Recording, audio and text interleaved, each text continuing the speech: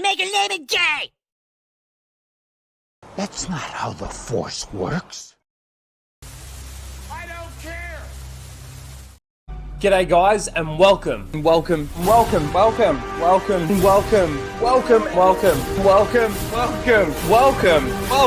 back to Casual Rage.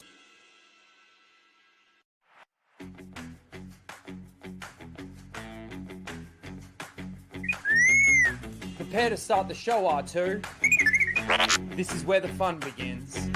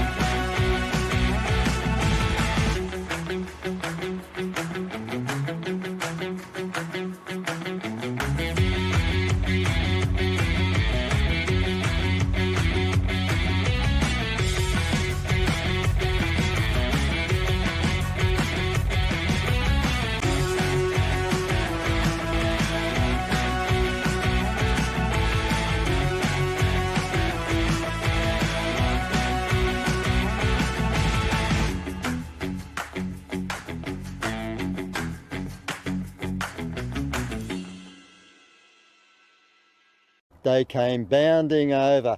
Fuck off! Disney! You fucking cunt! Hello everyone and welcome to Casual Rage 193, where we casually rage out about the topics of the week.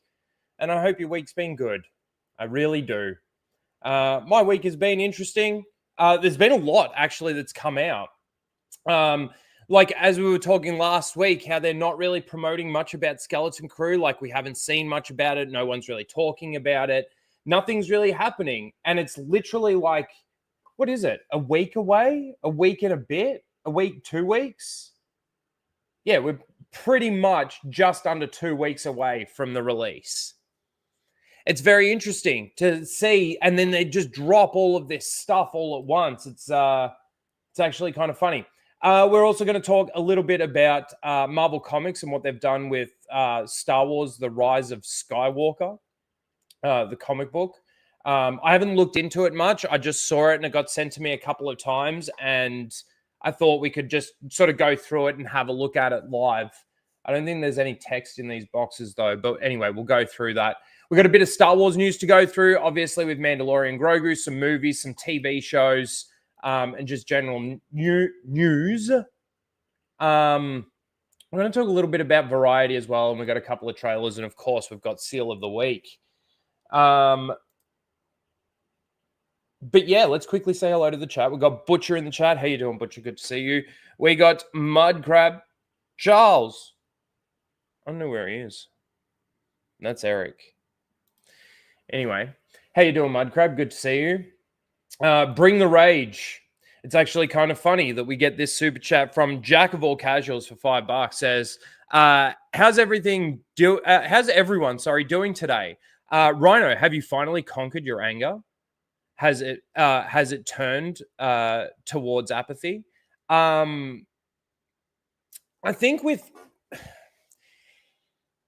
it's funny, when I first started doing YouTube and obviously started, meeting people like Lethal and talking a bit more about Star Wars when Lethal used to at least talk about Star Wars a bit.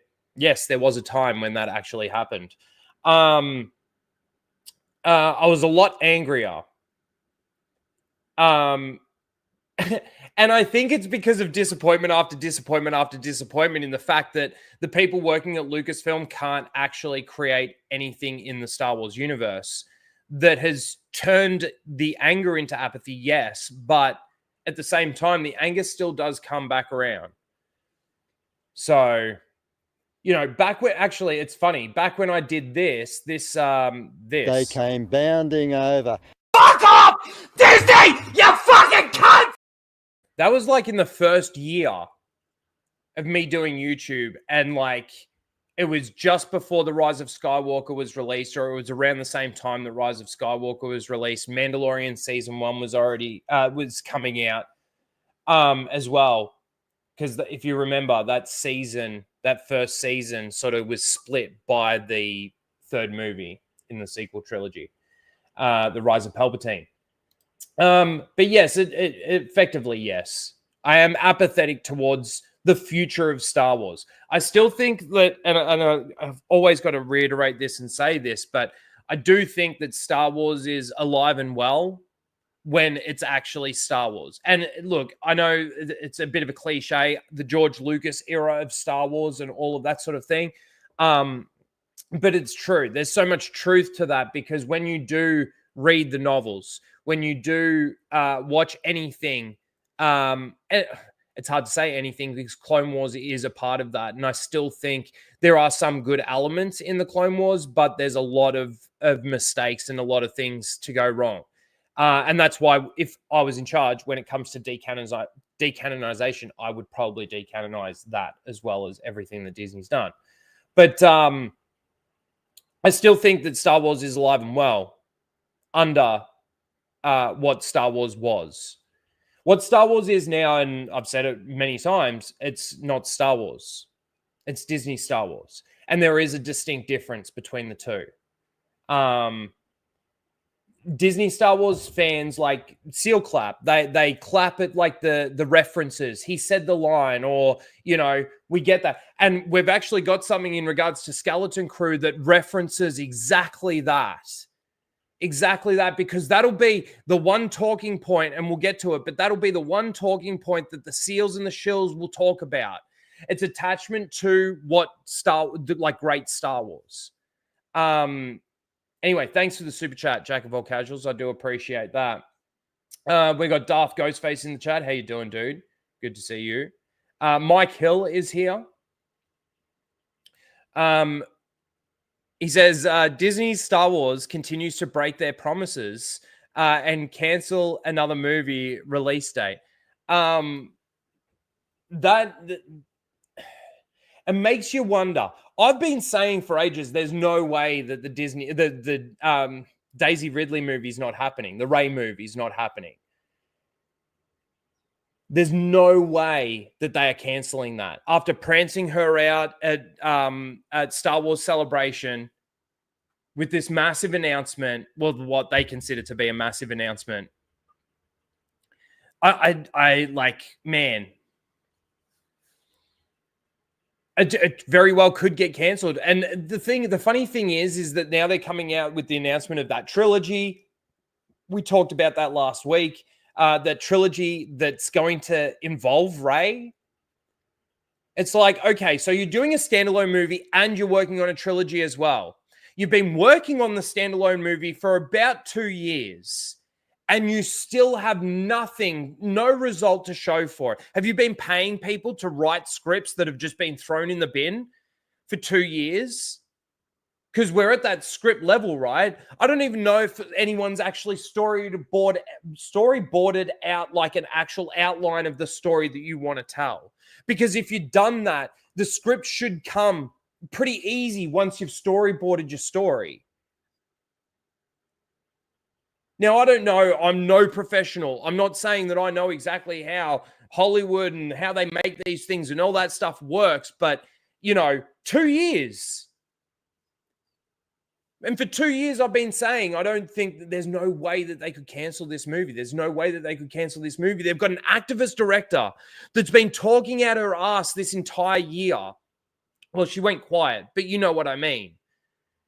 And now, and Daisy Ridley gets pranced out and everything, And Daisy Ridley seems to be the only person that comments on, the progression of this script of this movie. No one else at Lucasfilm seems to give a fuck. I mean, I reckon they've gagged Sharmeen Obaid-Chinoy. They've shut her up.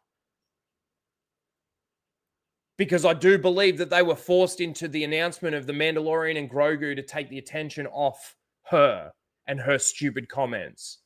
Because that blew up and it kept blowing up. It kept going and going and going for ages. More and more shit was coming out. You got to remember, that was only the beginning of this year. And I've said this before. It's been a disaster for Lucasfilm this year. Absolute disaster. This has probably been their worst year. For Lucasfilm specifically, not Disney. I'm talking about Disney. Lucasfilm, but not Disney. I'm talking about just Lucasfilm. Absolute horrible. Melissa Lord, how you doing? Good to see you, Melissa. We've got Papa Palpatine's Pizza Padawan. The nuisance birds here. Caw. Star round 7. Quinton's in the chat. How you doing, Quinton? Lara. Yes, I know you always watch the replay, and I appreciate you so much. Thank you. Do smash the like button. Andrew's telling the chat, smash that like button. And if you're not subscribed, do that as well. SWA's in the chat. How you doing? We got Borg Porg. Good to see you, Borg Porg. Met him at LA Comic-Con. Good to see you, dude. Steezo for life. Good to see you, Steezo.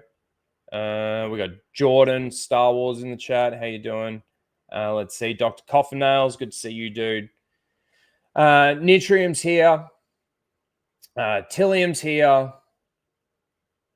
I think I'm pretty much caught up with most of you. Soul Assassin, the great mod. Soul Assassin is here. All right. I think we're pretty much all caught up. That's fantastic.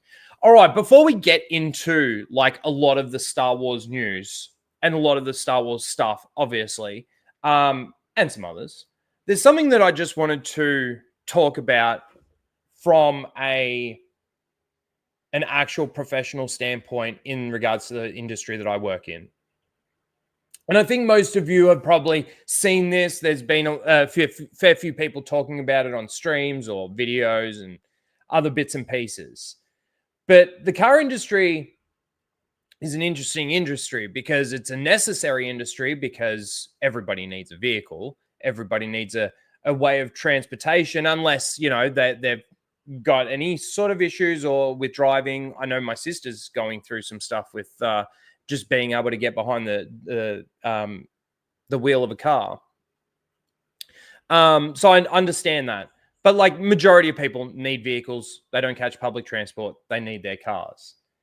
But the motor industry is also a very, when it comes to, let's say, fans of cars, you could say it's quite male dominated.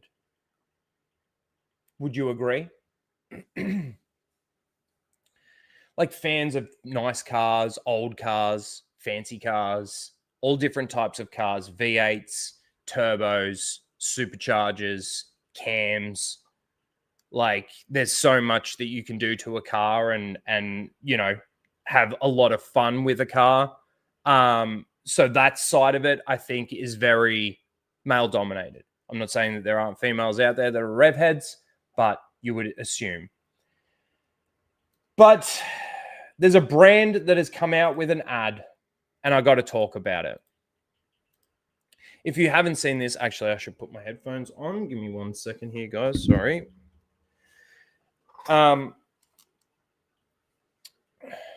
So I'm going to take away, because if you haven't seen it, I just want to remove like the brand that it is at the front of the ad. This is a commercial for a car brand.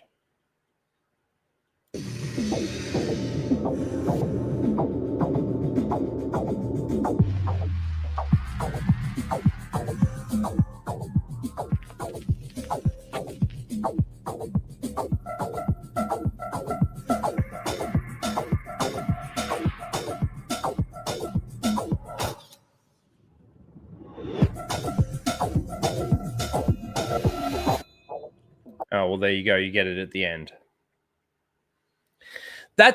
Where is the car? Is the car supposed to be that rock because that's what your company is going to be worth if you continue doing stupid shit like this. Yes, 100%. Where's the car? Where is it? This is honestly, it is. It's so pathetic. This is honestly one of the worst things I've seen ever advertised ever. You could take the diversity stuff out of it, the DEI shit out of it, and it would still be the worst ad I have ever seen. The only reason why you know it's for Jaguar cars is because it's got Jaguar written at the beginning and Jaguar written at the end.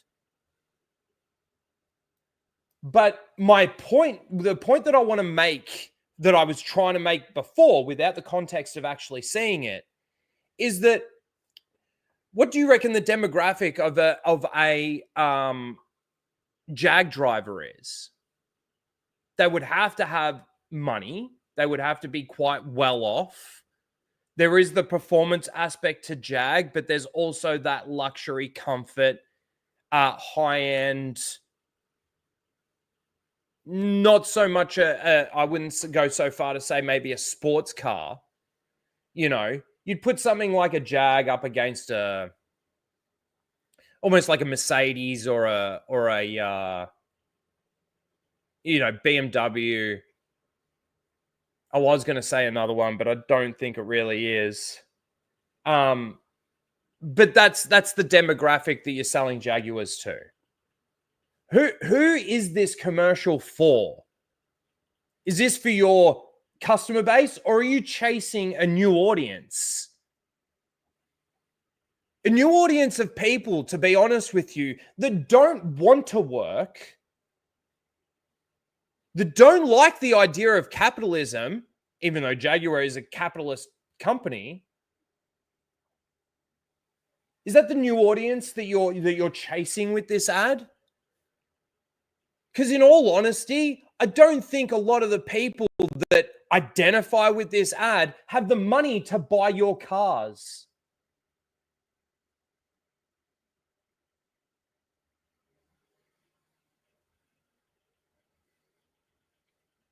It's absolutely ridiculous. I couldn't believe it when I saw it. If MG, it's almost like, to be honest with you, it's almost like, thank God I work for a Chinese brand.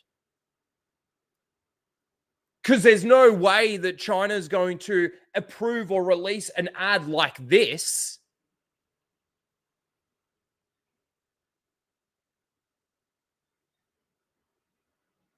But my God, have these companies not learned from what happened to Bud Light? What was the beer company that did it with Dylan Mulvaney or whatever? It was all right, Bud Light. Anyway, one of your beers, you know what I'm talking about. The chat will correct me shortly. There's the beer company. Like, look at what happens. Yeah, Bud Light. Look at what happens when these companies effectively go woke. And look at what just happened in the most recent election. The majority of people are starting to reject this identity politics, DEI bullshit that we're starting to get. And they come out and release an ad like this. They still approved this to be released. Fuck, Jaguar, you got to make some big moves to move some of your employees on, your decision makers. It's ridiculous.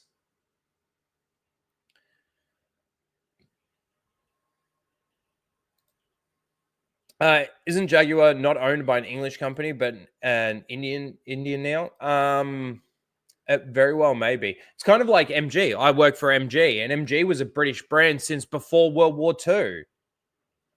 MG was a massive British brand, but in 2016, got bought out by a Chinese company, and now they're Chinese brand. Let's see.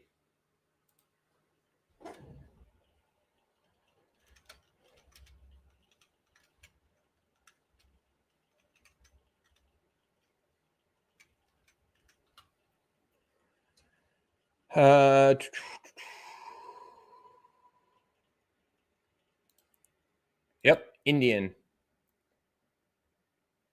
Tata Motors, an Indian automotive manufacturer, owns Jaguar.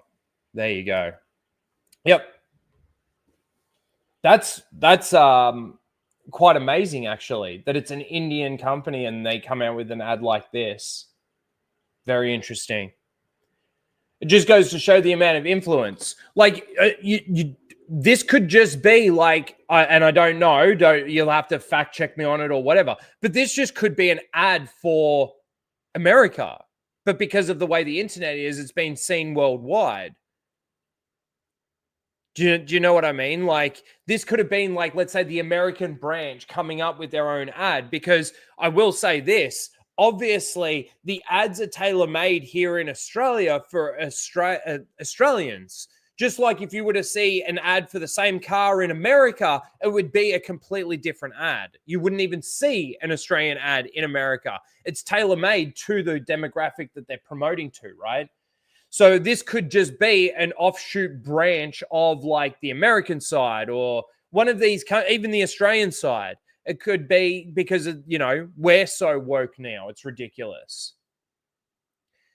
We've turned into this full-on left-right fucking bullshit country, just the same as everybody else. But yeah, I couldn't not talk about this. Being that I work in the motor industry, I couldn't believe what I saw. Couldn't believe what I saw when I saw this. I'm like, where's the car? What are you actually promoting here? Are you trying to tell the world that Jaguar is so inclusive and diverse and we allow all people? Is this person in the yellow here a part of the 4B movement?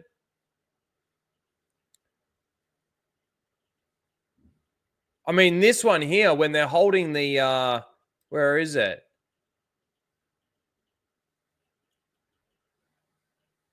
Yep, they look like a rioter. Got their sledgehammer and everything ready to go.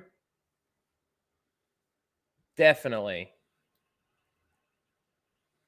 And then they try and make it so artistic. Like they put this person upside down. Where was that image? It's so like, I don't know. I'm kind of disgusted by it. Like some of these dudes have more makeup than some of these women. Like, is that a dude or is that a chick? And if that's a chick, is it a part of the 4B movement? Or are they just trying to be cancer inclusive as well? Is that what it is?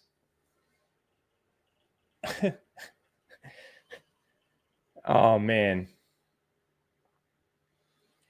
Oh, 100%. That's the crazy thing about it, is that how late this is in the entire thing. Especially with how like the American people have just recently voted. People say, oh, with the election, do you hate women? All of this kind of thing. And it's kind of like, okay, I need some evidence of where like there is so much hatred for Trump in regards to the fact that he's going to take away women's rights and all of that sort of thing. You're going to have to show me where he's actually said that. You can't just give me this third-hand thing from CNN or something like that. That's bullshit. Fact check it. But like, it wasn't just like that. So like, there wasn't just that element to what Trump was running on. There was so much, and DEI and the way that we're turning into this woke culture around the world. How that's got to stop. And people voted for that. And then Jaguar decide to, a month later, come out with this. Like, do these companies not want to make money? Have they not learned that the world's population is, predominantly rejecting this identity politics crap?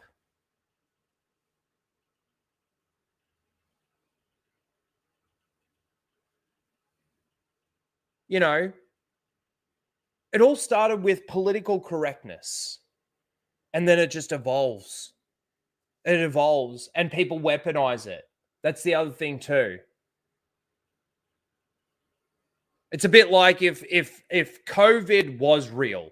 Now, I'm skeptical on like, I'm not saying that it maybe wasn't a thing, but I'm skeptical on how like intentional things were. Let me just say it like that.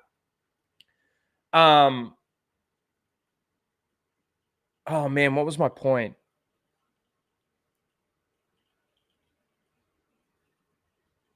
Now I can't even remember what my point was. I'm sorry. I completely lost my train of thought there. Anyway, this is horrible. Being a part of the motor industry, I'm glad that the company that I work for hasn't done anything like this yet. But there's always time. But again, I can't believe that they've released it so late in the game.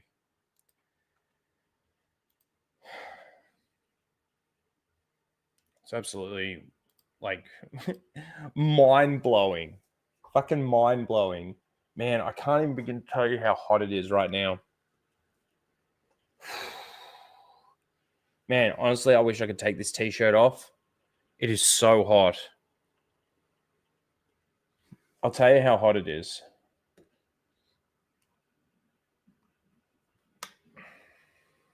Oh, wrong app. Whoa, it's hotter than they actually said that it was going to be. Okay, so now I got to go to my conversion.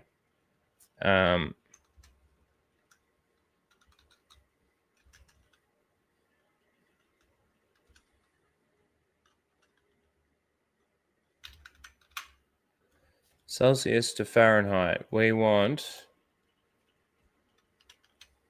So it's 36, actually. Sorry, my bad.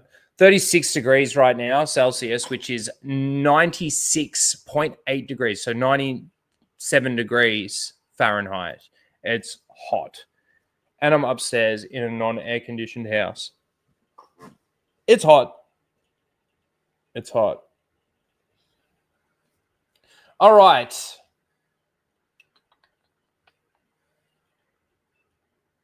Yeah, that's true. I agree with that.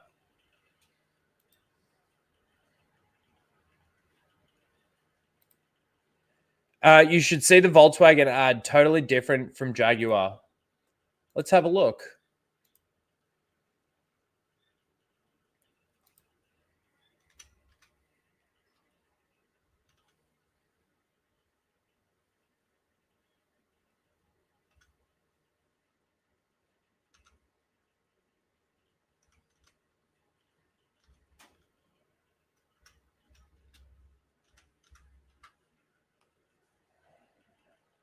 Is it a new ad? All right, this is 3 months ago. Let's take a look. Is this the one that you're talking about? Share screen. Man, it's hot.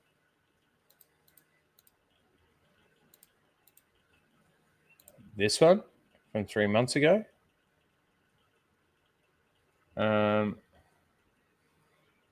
Anyway, we'll watch it. We'll watch it just to see the difference. This is Volkswagen USA as well. So if there is going to be any sort of DEI crap in here, it'll probably be on this ad.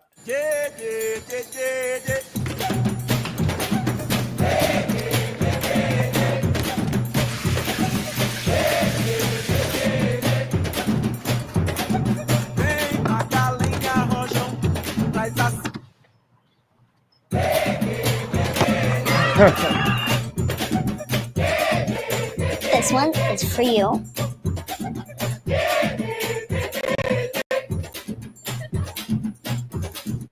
All right. I got to say, that's much better. It's definitely... Oh, you said Volvo, not... Sorry, Volkswagen. All right. Well, that's still better. Let me... You did say Volvo. That's still better. Like, check DMs. The fact that they're pushing that towards families. Right? And every family that's had young kids can relate to that, with the kid going in with all of these bottles and filling them up in the shower and then like giving them, like, it's funny. It's actually funny. All right, let's see. This is nearly 4 minutes long. Is this really an ad?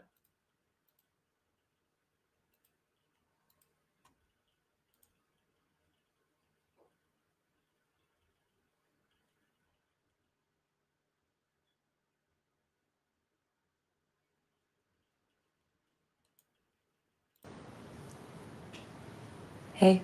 Hey. Okay. Yeah. Well.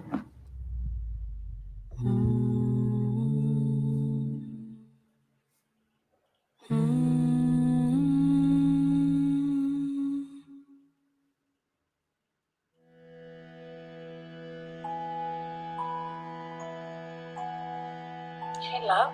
Hey, Mom. How are you guys? How you doing? Yeah, we're good. Something wrong? No, but we've actually got something to tell you. Kate's pregnant. Oh, I'm joking. You're gonna be a grandma. Oh my god. How does it feel? I'm scared, Mom. Why are you scared?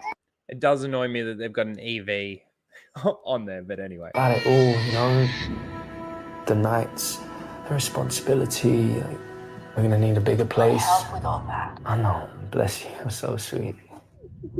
I've got this feeling that we're gonna have a daughter. Just as stubborn as her mum. Oh, hopefully not. The family's large. Now that's a legacy she might have to live with.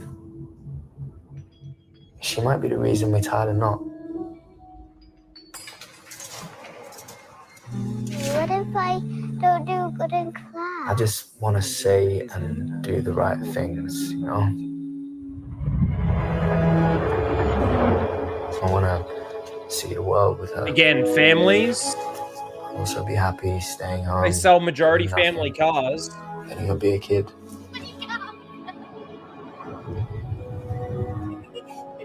you awake? Number 32. Thank you. I want to see her fall in love. But I also know what that means. And I know she's going to bend the rules just like I did. And one day, I'll have to let her go. I'm excited to hear what she learns about the world herself. It's pretty long, but it's pretty good. What she adores, what she hates. I hope she likes the name we give her. Have you thought of any? It all depends. No. We like Leia.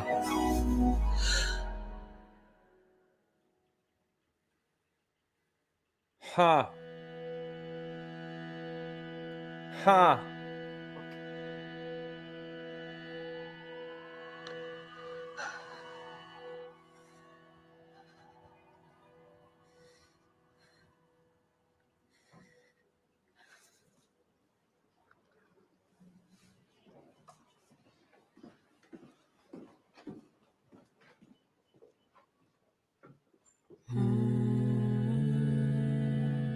How's that? It's actually a good ad. A really good ad.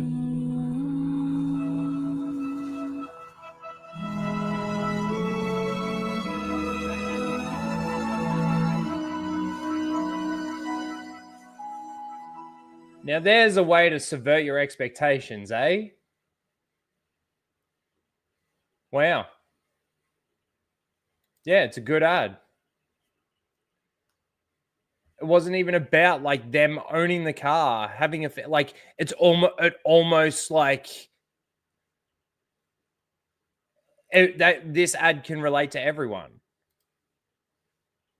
Could you imagine being in that situation where you're behind the wheel? Could you imagine being in that situation where you're on the phone to your mum? Could you imagine being in that situation where you've just had this amazing announcement in your life, and then you're crossing the road and you're about to be hit by a car?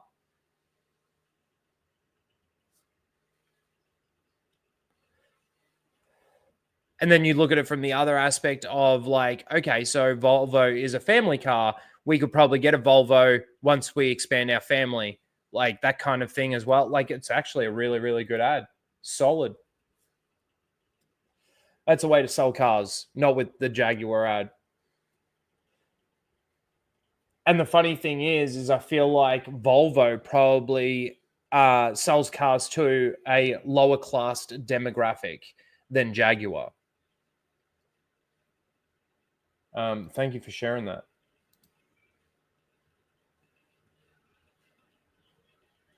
Still no Rian Johnson trilogy yet? No, still no. Charles spotted. Were you spotted, Charles? Oh, I didn't see him. There you go. All right, let's get into some of the other topics, the main topics that we're going to be talking about. Let's get into the Skeleton Crew stuff, shall we? So Skeleton Crew, as I mentioned earlier, is literally just under 2 weeks away from being released. And as we were talking last week, there was no real hype. There was no one really talking about it. It was completely just thrown into the background, into the ether, announced a little while ago that we were getting it. And it's kind of just crept up because no one's talking about it, because no one really cares. Because everybody, when they saw the first trailer or they read the synopsis of what the show is going to be about and all of that, everyone talked about it the exact same way. It's basically looks like a kid's show. It looks like it's actually for kids, this one. Even though the same people have always said that Star Wars is for kids, trying to use that as a justification for why your criticism is bullshit.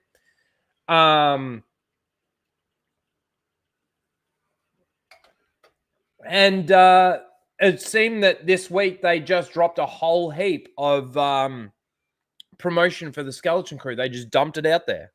So we're going to go through it. We're going to go through some of it. We are going to go through some of it. So I believe all of these are from the Star Wars account. No, the last one's not. But it's from Mandoverse Updates. Not Your Average Crew.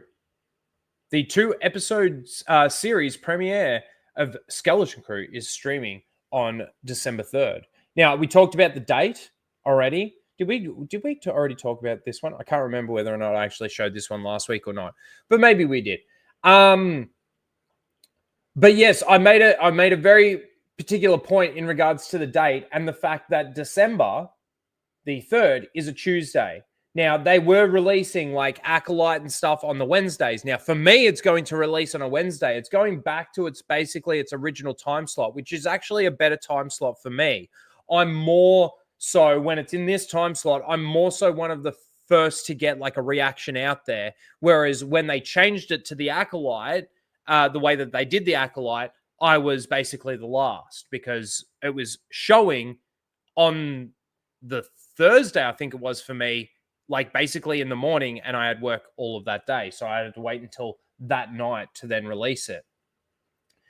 So it's interesting that it almost seems like they're trying to hide this behind, hide the horrible ratings that this is going to have behind, releasing it at a worse time slot than the way that they released the Acolyte. And I think even Ahsoka. Let's take a listen to this. A crew of murderous pirates is coming. We have to hurry. Are you listening to any of this? We're listening. Oh yeah, what did I just say? Are you listening to any of this? Oh, was that supposed to be funny? Was that supposed to be funny for the kids?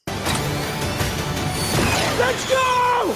I do find it funny that all the pirates seem to be the same species in Disney Star Wars. Or at least all the leaders of the pirates. Let's go! You wanted to search the buffet! We're not searching the buffet! Oh, it's so much comedy. It's so much comedy. Oh my God. So again, nothing about that little thing kind of felt like Star Wars. There was Star Wars references on the screen. There was a couple of droids. There was some species of aliens that you know from the Star Wars universe. There was an explosion. What are we supposed to do when we see all of those things?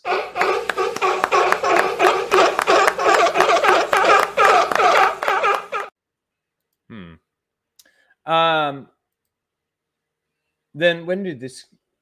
November 16th, which was last Saturday. So just after we finished Casual Rage, the next day, this released. I do find it funny that they start this shot with cereal.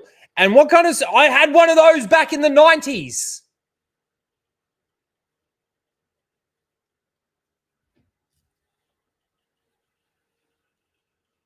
I'm sorry, but having a prop like that in a Star Wars thing is like leaving a coffee cup in a shot. But this is intentional. That was mistakenly left there. Don't you ever want to do anything exciting? And then again, the 2-episode premiere, blah, blah, blah, blah, blah.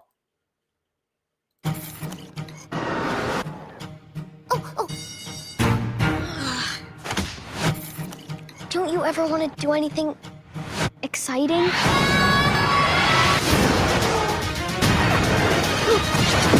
That was my shot!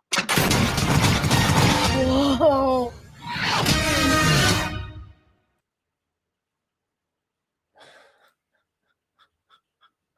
That's exactly how I feel. Man. Mike Hill for $5 says, looks like Skeleton Crew will be jangling the keys by recreating a scene from the Hollywood special. The holiday special. Oh my God. I just can't even begin to tell you how annoying that was to watch as a Star Wars thing. G'day, Grant. How you doing? Thanks for the super chat, Mike. I appreciate it. Are you going to no longer do Happy Hump Day when it comes on? No, I'm going to do Happy Hump Day. Oh man, this trailer fucking was so annoying.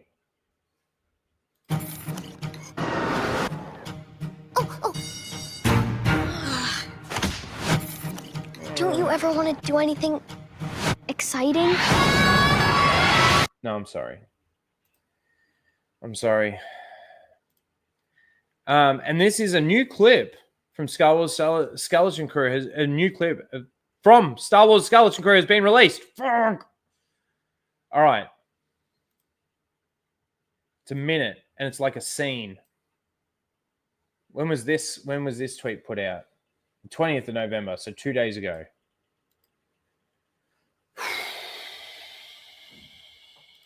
Ready to kiss this rock goodbye? Depends where we're going. Oh my God.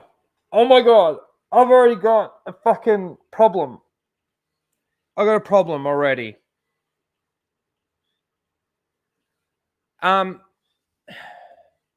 Just watch the button pushing. Just in this first, 4 seconds.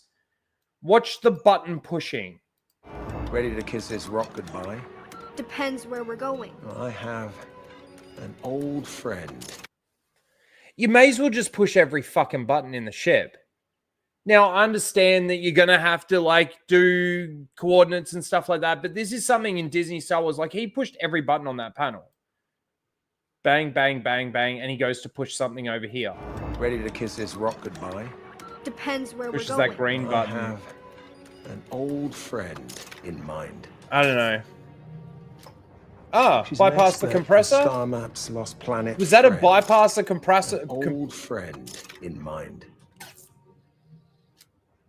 She's an expert on star maps. It's actually supposed to be funny. It's actually supposed to be comedy. That is supposed to be comedy.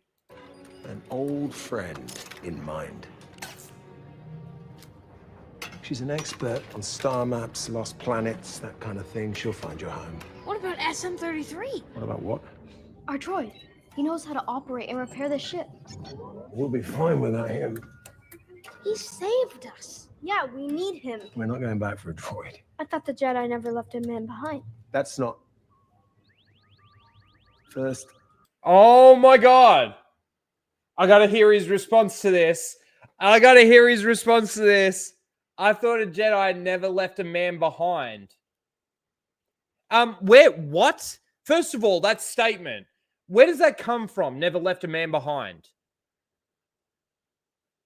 Is that like real world military, so to speak? You know, we'd never leave a man behind. I don't think I've ever heard the Jedi say anything like that. But also, too, they're trying to push on the point that droids have rights and they're people. It's a bit like the Solo thing, right?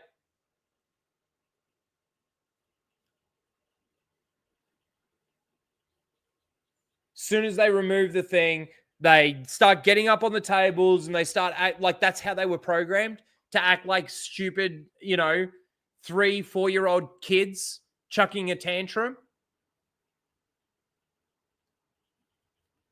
That's how these droids were programmed. But yet in here, there's the implication that droids are like real people. They're sentient. But I never left a man behind. that's not...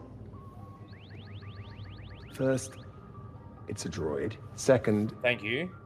That's not a Jedi thing. Yeah. The Jedi say. If you don't go, I will. And me. And me. We'll go together. You try that. You'll be recaptured and back in the brig before you can say parsec. You can do it, right? He said parsec. You can do anything. Yeah. You're a Jedi, right? Of course. He's not going to be a Jedi. He's not going to be a Jedi. Just based on the way he reacted to that course. Right? Of course. Yes, please clap. Thank you, Russell. That is exactly what we need to do after watching that.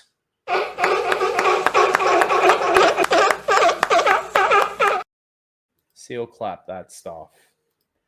Wow. I'm glad that those two things did get addressed by him, in the fact that first it's a droid, second that's not a Jedi thing. Yeah. Con artist.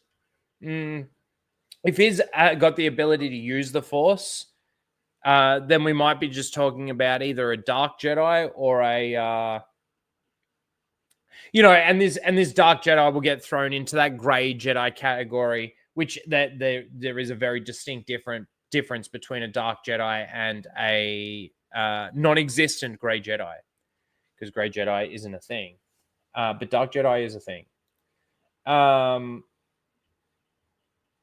then there was this. So obviously, before I bring this up, not long after, I think it was not long after we got the first trailer, a lot of the seals came out. Oh, Lucasfilm, you better protect these kids, blah, blah, blah, blah, blah. Protect the kids, protect the kids, protect the kids. Now, yes, I do agree with that sentiment. Like, obviously, protect the kids. Probably should be being protected from the people that they're working for. But however, I digress. Protect the kids, 100%. But if the show is retarded and stupid, and the characters are retarded and stupid, and it's all just dumb and thrown together and comedic and all of this kind of thing, me criticizing the show for those things is not necessarily criticizing the actors. Now, I can still say that an actor's performance, even though they're a child, was horrible or bad or shit or great or whatever. And it's still not necessarily be a personal attack on the kid.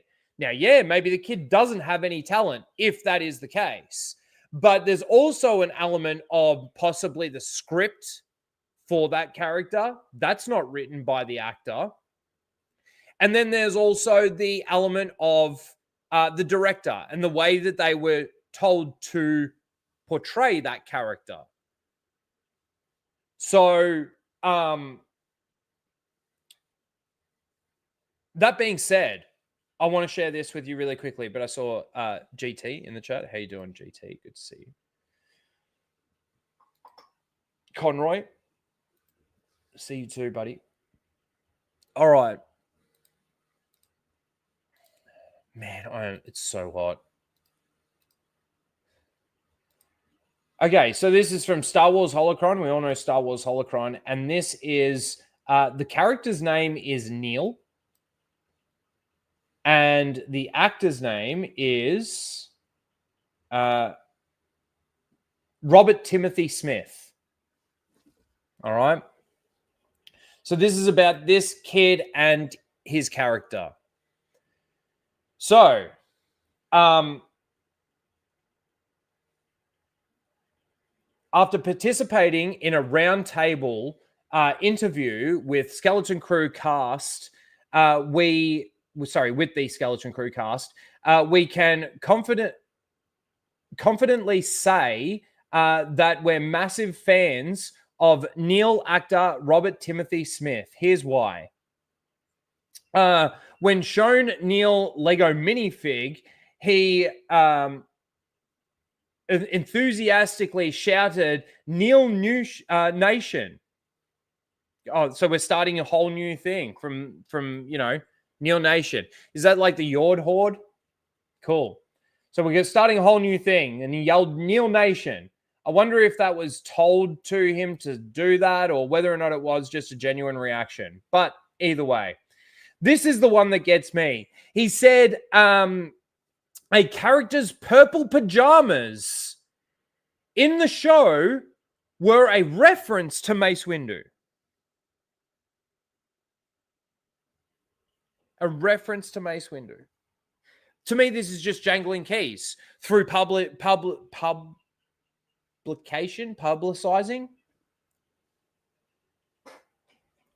The purple pajamas is a reference to Mace Windu. Why? Because he's got a purple lightsaber. You know what this makes me think of? It's red. Oh, he evaded. That is the most pathetic thing I think I've heard of why maybe it's a good character or why he's so excited. Why? Because there's purple pajamas in it and it references Mace Windu.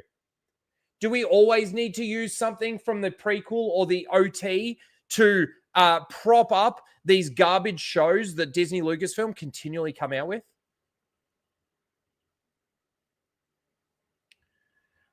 He explained how he tried to be more kind in his real life in order to play Neil as kind-hearted and sweet.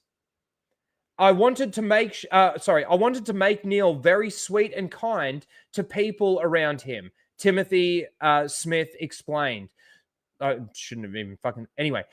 So I just wanted to be as kind as possible.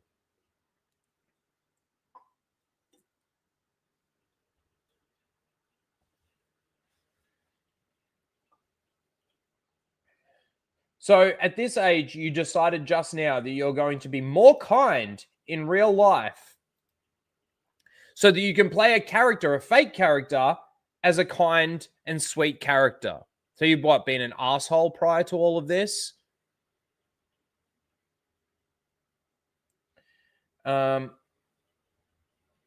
Honestly, you've just made yourself sound like one of those kids that when your iPhone gets taken away from you, you start destroying the house.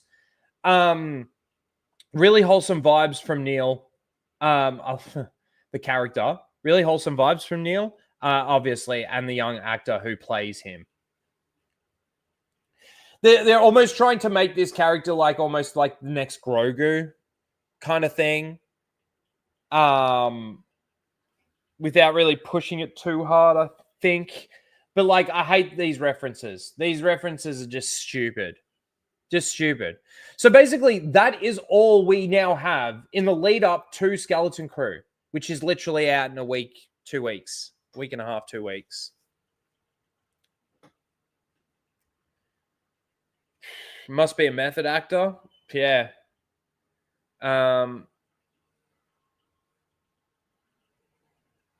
Yeah, like basically prior to all of that, he must have just been an asshole.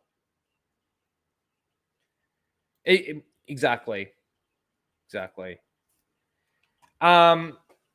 look, again, we are going to review this show. How many episodes is it? Skeleton Crew episodes.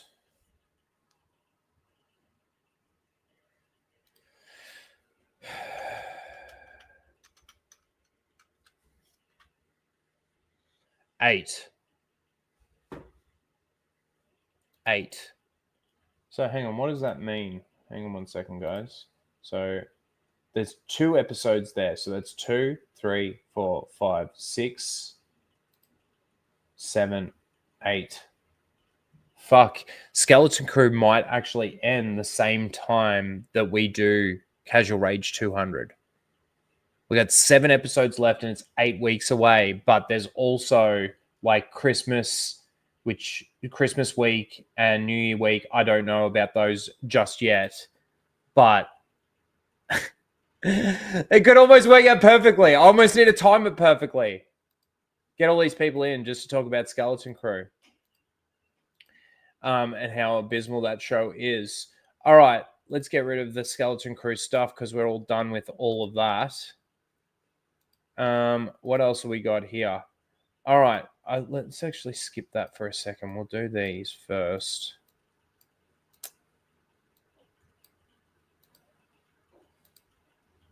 All right, beautiful.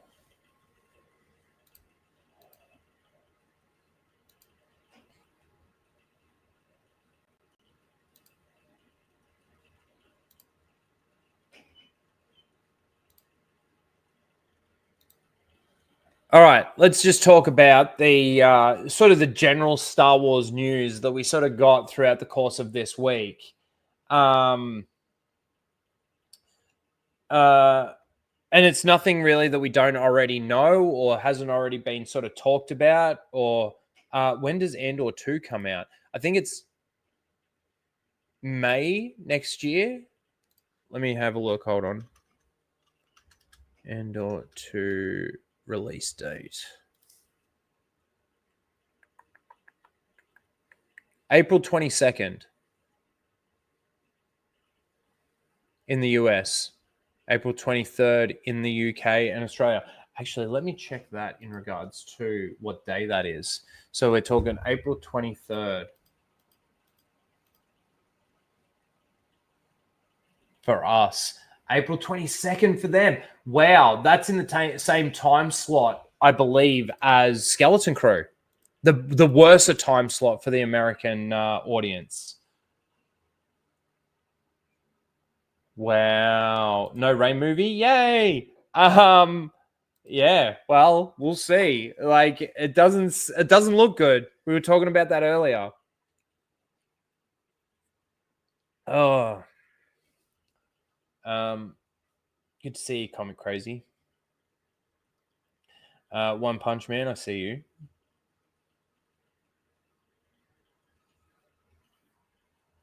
All right, let's talk about some of this stuff. So yeah, this is just some general news. Nothing that we didn't really already know about, but they just, I don't know why they keep like pushing this stuff out. And especially when like they haven't even started shooting. There's no real like, obviously they can plan it out so that they know when it's all going to be ready and, you know, good to go. But like still with the bad track record of Lucasfilm when it comes to announcements and cancellations or shelvings or whatever you want to call them, Um, this is man, just stop doing this. Stop announcing shit. The Mandalorian and Grogu is now set, it's such a bad name, is now set to be the only Star Wars film to release in 2026, starring Pedro Pascal and Sigourney Weaver. We knew about the Sigourney Weaver thing. I'm so like, oh my God.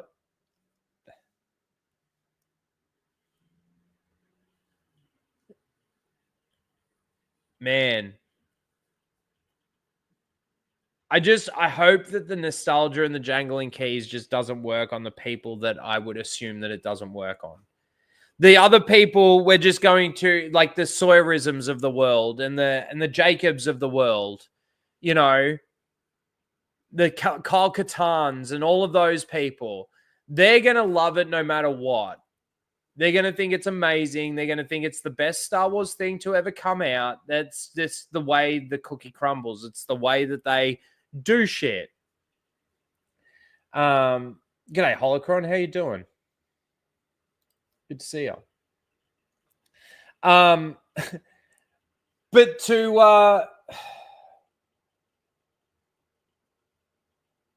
are we getting any Star Wars movie in 2025? I don't think so.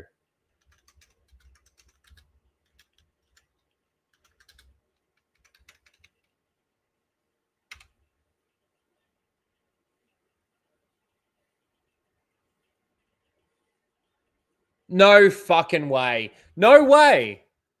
No way. No way. No way. The upcoming Star Wars movie, Star Wars Dawn of the Jedi. So this was the James Mangold one, I think it is scheduled for release in 2025. Well, yeah, then it goes on to say that the Rey movie is expected on December 19th, 2025. But I think we've already now had confirmation that that's no longer the case, which now makes me wonder about the Dawn of the Jedi thing. Oh, and here we go. No, so the only upcoming stuff in 2025 for Star Wars is, you can't even count Skeleton Crew because that's December 2024. Basically, it's got Skeleton Crew TV series, December 3rd, 2024. Star Wars Andor Season 2, April 22nd, 2025. Star Wars Vision Season 3, which we've got something to talk about in regards to that, is 2025. And then Jon Favreau's The Mandalorian and Grogu movie is May 22nd, 2026. Man, they are going on to, what are we up to now? 6 years. 6 years without a Star Wars movie. 6 years. Now, obviously, that's nothing on the gap between the original trilogy and the prequel trilogy, but Disney didn't purchase Lucasfilm to just sit on it for that long. They bought it because they thought it was a cash cow. Visions is still a thing. Yes. And I've actually got something to say in regards to that. And I think that might actually be the next thing that we have. Yes. So Star Wars Visions has been officially renewed for a season 3, releasing in 2025. Well, first of all, that's probably because we just went through the slate of what they've got coming out in 2025, and it's fuck all. So they need something to pad it, basically. Now, I think the reason why Visions is actually doing okay is because it is completely separate from the canon. So there's no attachment there. You can watch this and be like, okay, basically this is like parody version of Star Wars in like a manga setting or a manga setting or an anime style setting, right? And the people that do like Star Wars and then also do like the manga and all of that, they are enjoying it. But to me, I don't have a problem with that. It's completely separate. They've already said that it's completely separate from the canon. There's no attachment. If they were to come out later and then they were to try and bring themes into, let's say, a live action movie or even an animated show or something like that, and they tried to bring something over from that does completely destroy Star Wars lore canon or continuity in some way, like real Star Wars lore canon and continuity in some way, then yes, of course, I'm going to have a problem with that. But this doesn't do that. Why is it that something that isn't even completely attached to canon, right, is able to do now 3 seasons of a show that actually takes inspiration from Star Wars and from manga and anime? It is fake Star Wars. I'm not disagreeing with that. This is Disney's way of padding numbers.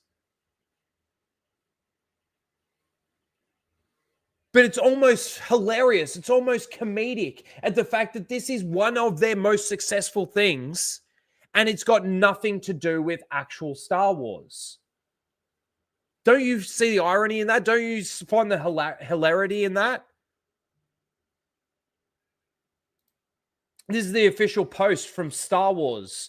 They say Star Wars Visions Volume 3 officially returns next year in collaboration with 9 different Japanese anime studios.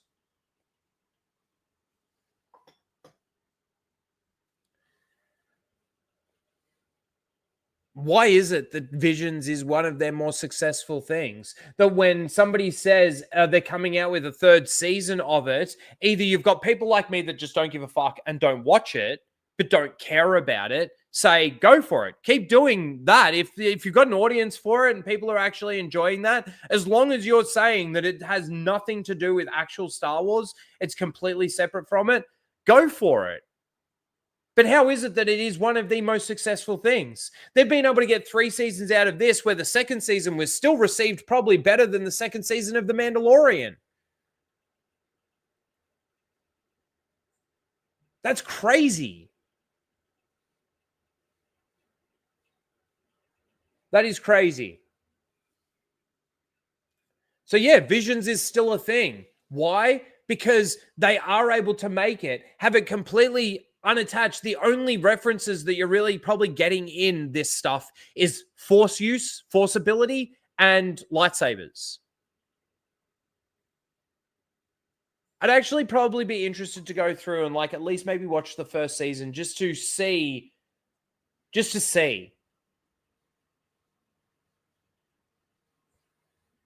I never cared for Visions either, SWA. Never cared for it. And I still don't care for it.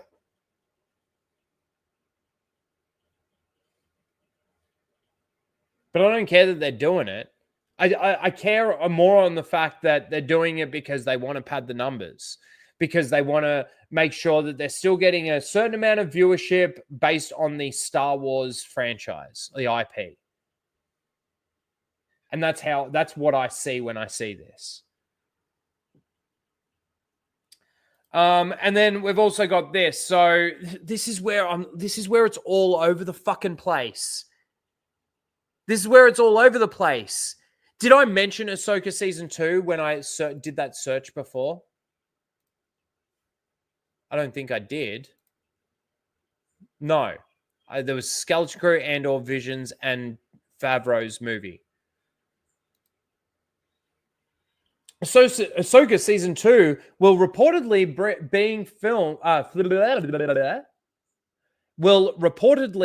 begin filming April 2025 in the UK. Okay, so I didn't read that properly. So obviously they're filming it in 2025. So what, a 2026 release?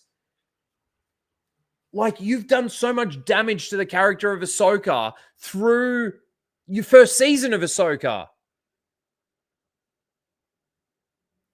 And it's such a shame to see what you've done to Rosario Dawson as an actor in this series, because she can act.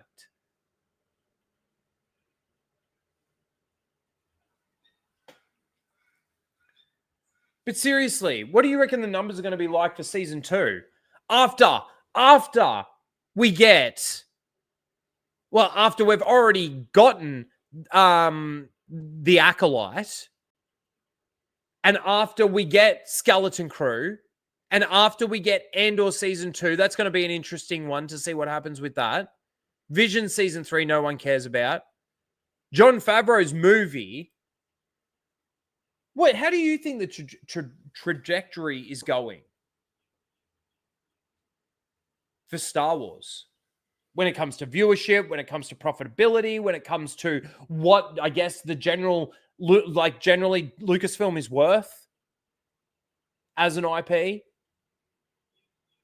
Man, you can't help but think that it is just the graphs, every single graph right now would be plummeting on a downward trend, and a big downward trend too, especially after the Acolyte.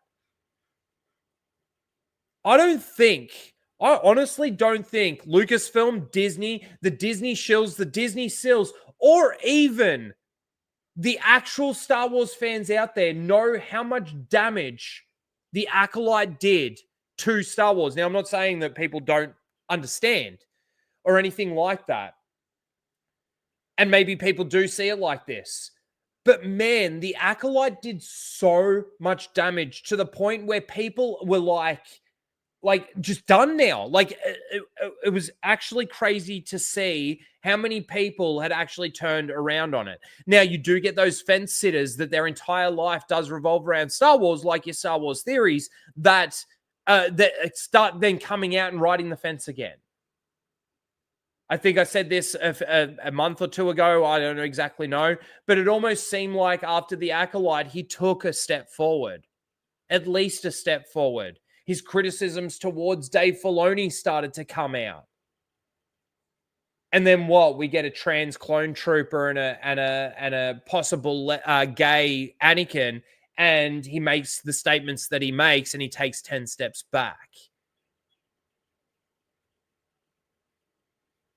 But I don't think people realize how much damage the Acolyte did to the franchise. I mean, you could almost graph out the entirety of Disney Lucasfilm's ownership of Star Wars and see those specific moments like The Last Jedi. You would see this massive bang, right? And it's funny that you think, like, when you think about it, and you go to The Rise of Skywalker, and The Rise of Skywalker, yes, it earned less than The Last Jedi, but not much less.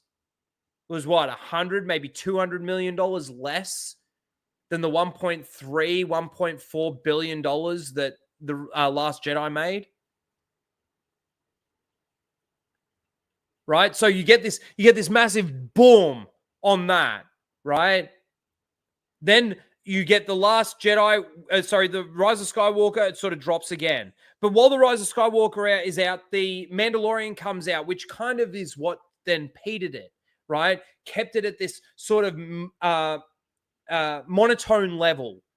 And then maybe, just maybe, it did like creep up a little bit with Mando Season 1. Mando Season 2, I reckon it plateaued again a little bit, possibly dropped a little bit because I think people did notice the jangling keys and the cameos and how it was just that. But then at the end of Mando Season 2, you did get probably a bit of a spike with the Luke Skywalker appearance.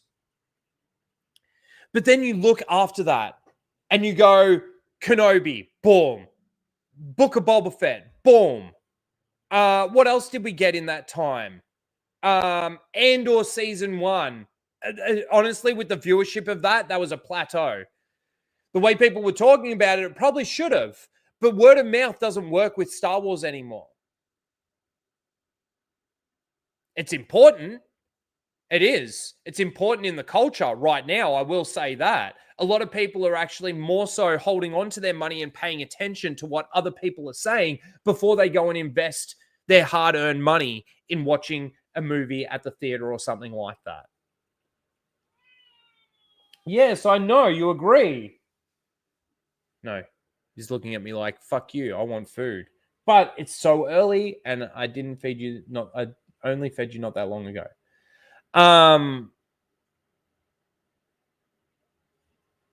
And then you look at what the The Acolyte did.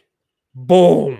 Like, that was big. That was a big fucking drop. Anybody out there that like hated what they did in the sequel trilogy, they hated what they did in the Kenobi series, they hated what they did, especially in Mando season 3 with your Jack Black and your Lizzos and all of that shit, right? And changing it to Bo-Katan, all of that, right? All those people out there that were still sort of giving it that twinkle of hope that they were going to do something. The Acolyte completely destroyed that. And it wasn't just the show. It was the narration of the show behind the scenes. If you got those director's cuts or whatever, you know, the audio over the top, the throbbing lightsaber at his throat, you know, the stalking scene.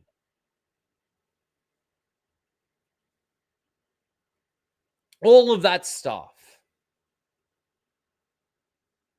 That little twinkle of hope that some of those actual Star Wars fans possibly had out there, the normies out there were like, nope. And the other thing too, in regards to the normies, is a lot of the normies when it comes to these franchises like Marvel or like Star Wars or something like that, they don't give a fuck about, especially Star Wars. They don't give a fuck about the TV shows. They don't.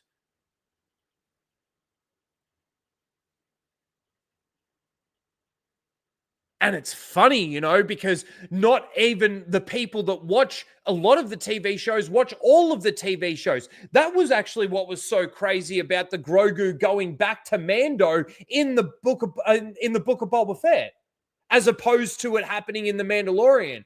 Because if anybody did watch the end of Mando season 2 and decided against watching, especially if they gave it a chance and watched the first couple of episodes and we got up to the Like a Bantha bit and people were like, nah, fuck this. This is bullshit. It's not Star Wars. It's crap, right? And didn't even get to the episodes of Grogu going back to Mando. And then because they liked the end of Mando season 2, or they liked Mando season 1 and 2, they decided to give Mando season 3 a chance. And then all of a sudden, Grogu's back with Mando.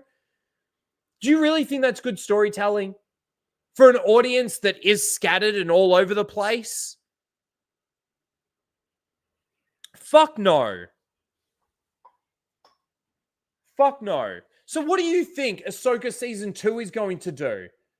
Fuck off with that. What do you think Mandalorian and Grogu is going to do? What's happening with Dave Filoni's Mandoverse movie? What's happening with James Mangold's movie? Apparently it's supposed to be being released next year. It's almost like this cycle where it's almost like a conveyor belt of announcements, right? They put another announcement on the conveyor belt. And guess what's at the end of the conveyor belt? Not an end product, but a furnace.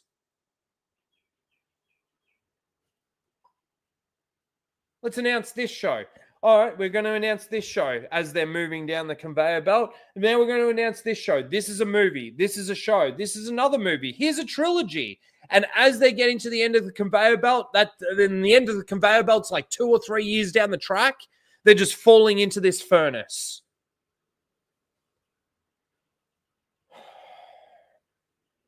I completely agree with you, GT.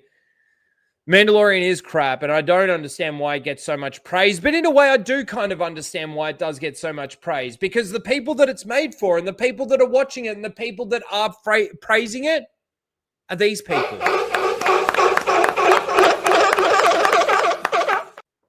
They really are.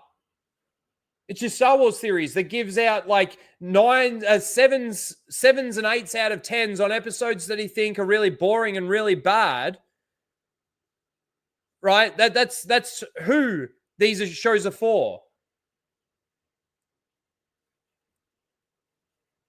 But it's also for your Jacobs and your Sawyerisms and your Kyle Katans and your, you know, I don't even know their names, but they always paint their nails black and they always sit together and it almost looks like their background's almost that theater and they're always crying.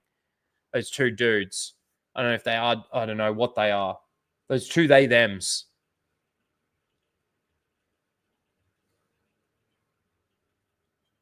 Or maybe I should just say the both of them. Or am I supposed to actually quantify that into an individual? The individuals of them.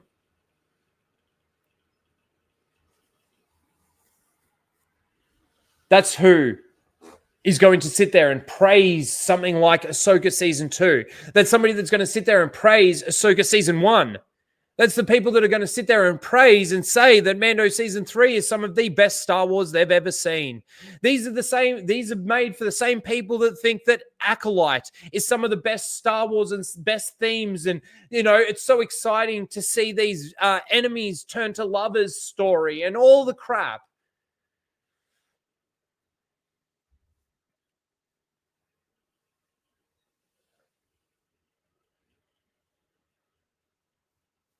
The fandom that was never a fandom of the IP in the first place have come in, infiltrated it, and almost not, I'm not taking any blame away from Lucasfilm, but Lucasfilm has tailor-made, that's the better way of saying it, they've tailor-made their products to only suit to these people.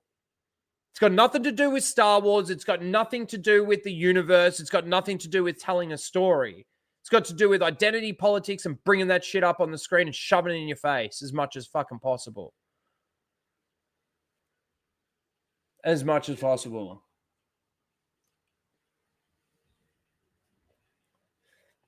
Ha. Oh, Long John. Oh, Don Johnson. Oh, Grand Piano. For $2 says Ahsoka will be good. Mauler said so. So there. Well, I will say I don't know the context of why Mauler was saying that. I very much doubt that he was actually being serious. But if he was being serious, you could question his judgment based on his judgment of Andor. And I'm not saying that I love Mauler. I think he's great, and I think his takes are fantastic. But I don't agree with him on everything. And the Andor stuff. I've said it before, I would love to have a conversation with Mauler about Andor, because he does talk about the jangling keys on other shows and he does talk about those things. But I feel like there's stuff in the background and in the jangling keys and the lack of appearances of, let's say, a character like Bail Organa, that if I gave him some context and some explanation of why those things are ridiculous and how that has basically propped up the numbers, even though they're quite small already, but propped up the numbers with the seal clapping and shield clapping community because of what they are, because they are there. Like specifically, the one specific one that I'd love to like just give him a big context on would be those tablets that's in Luthen's store, right? Like the tablets that allows Ezra to get into the world between worlds. The ones that the wolves make magically appear, and Sabine takes hologramic photos of those images so that when it comes to actually figuring out the puzzle of it, they've got them on hand. It's not like they kept the tablets, but then the wolves made them disappear again. The next time we see those tablets is in Luthen's store. So what, did he go to Lothal and kill those wolves and take the tablets? What were the tablets? How did they make them magically appear in front of Ezra and then make them magically disappear in front of Ezra? And how does then that quantify the fact that Luthen's able to have them? That to me is jangling keys on the screen, because the people that did watch Rebels and did like Rebels and all of that sort of stuff are seeing it and going, look, it's the tablets from Rebels. It's the tablets from Rebels. But that's it. No questioning why or how or how. Why does he have a Gungan shield in his store? After the Battle of Naboo, did he just go to the battleground and pick up some dead Gungan's shield and then took it back to his store to sell? Did he go and visit the Gungans and ask them, oh, have you got any gifts that you can give me that I can put in my sword to sell and make money off of? No, nobody questions stuff like that. And I know it's minute, I know it's background stuff, and it's really got nothing to do with the writing or the storytelling, but it does. It does, because that is what Star Wars has become. Disney Star Wars is self-referential of actual Star Wars. And for what? For the seal claps. But then there's obviously other things that I'd go into as well with Mauler in regards to that. Why does Andor not care about finding his sister anymore? We might get some context of that in episode 2, right? And I've already given my thoughts on what I think that they are going to do with that, if they even do touch on the sister story, right? The brothel thing, I don't think was much of a good idea. But okay, he goes and visits a brothel that his sister worked in. The lack of droids, the no droids working in the prison, the way that they escaped from the prison, and how, like I've said before, they were the only two to get back to shore, and what? Everybody else just swam in a different direction or died, drowned. Okay, great plan. And this uprising would never have happened. And are we supposed to believe that this whole thing, this prison thing has been running for I don't know how long, and this is the first time that a person that was supposed to get released didn't get released and got moved to another division, and it got found out by the entire prison? Is this the first time that it ever happened in the entire time? Were they releasing prisoners prior to that, were they? So that they could voice their slave labor. Because that's why they hid it. That's why they kept that guy in there, because it's slave labor. Why not just program droids? None of this would ever happen. We've talked about, I know there might be some new people here that might be hearing this for the first time, but if you've heard this a million times. The 80 million credits. They rob the bank. They do the heist. Somehow Val gets the 80 million credits back to Luthen without even, shaking hands with Luthen, without even seeing him face to face. Because if you remember, the girl goes and meets up with Val and says, "Oh, where's Luthen?" It's like, "Oh, it's already gone. The money's already gone." And it's like, whoa, okay, that was quick. Did we just jump like fucking, how many days? How many weeks did we just go? Like, I don't know. Nobody tells you anything. Time is a big issue in the Andor series as well, just like it is in the Acolyte. The dialogue might be a little bit better than any other thing that Disney Star Wars has done. The writing and the construction of the story might be a little bit better than anything else that they've done. Okay, I'll give you that. I'll grant you that. But it doesn't change the fact that these things aren't still massive issues in this show. Why didn't Luthen give the 400,000 credits back to Mon Mothma out of the 80 million credits so that she didn't have to sell off her daughter? And why didn't she go to Bail Organa? And where is Bail Organa, being that he is supposed to be one of the most important parts of building the rebellion around this time period? It seems that they've replaced Bail Organa with another white straight male. Well, it's funny. They removed the diversity of Bail Organa as a character and his kind of olive skin, darker look, right, for a white straight male. Isn't that interesting?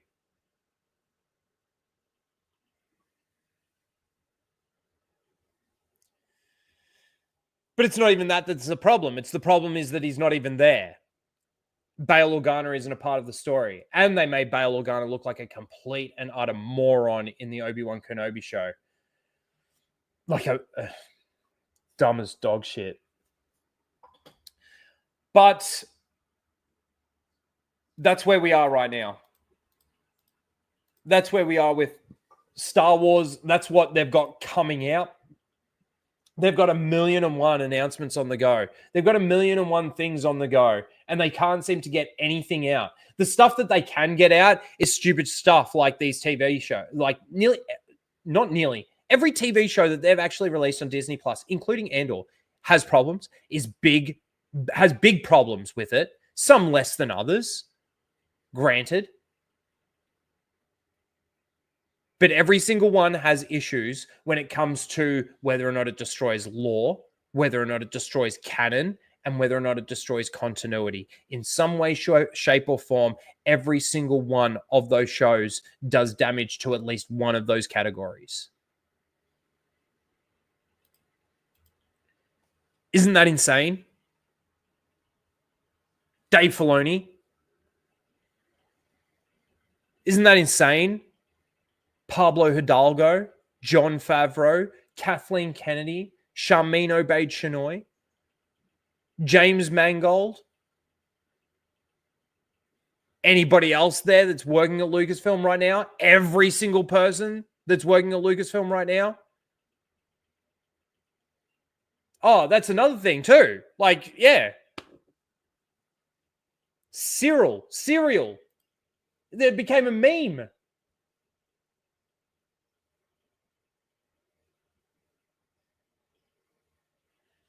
Crazy.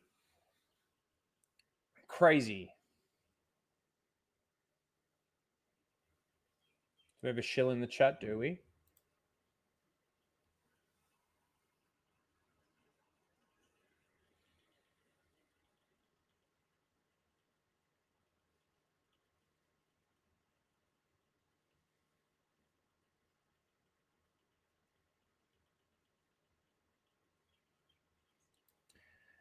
Hey, it's not even necessarily the character that I don't like. The character's fine. To me, it's a pointless story to tell because we know the character's dead and how the character dies. It's basically just trying to tell a backstory off a reasonably popular character when Star Wars was at least still alive, because you got to remember Rogue One came out just after the hype and amazing performance of The Force Awakens, right? But I still don't think that there's any relevant point to tell these stories prior. That being said, if you want to do it, then do it. But there's a lot of problems there. I've just listed off a whole heap of them. And you can't say that there are some little nitpicky ones in there, but there are some pretty decent, relevant ones in there. You know, like I said, the time that it takes Val to get the 80 million credits after Andor leaves her on that planet, after it was explained that Andor's the only one that can pilot that ship. Like, explain that to me. The whole reason why they got Andor involved in that heist mission was because it was explained in the show that he's the only one able to pilot the ship.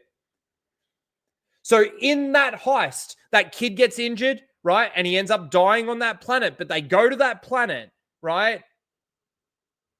What's his name? Andor takes his portion and leaves the 80 million credits in the ship with Val. How did she get the 80 million credits to Luthen? How? And the next time we see Val, she's already given the credits to Luthen. Luthen's already spent the credits, and she hasn't even come to face with Luthen. That's also explained in the show. Like, none of what I'm saying isn't actually what we either see or told, and the information that we get from what they show us and what they tell us in the show. And the time jump of that, it's one of those situations where you do get a time jump with these characters over here, but the rest of the universe is still going at the normal pace. That's one of those scenarios.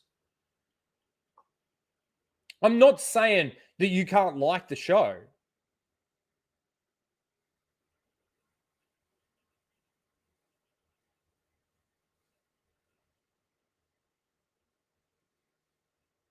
$80 million credits, they could afford another plot. I'm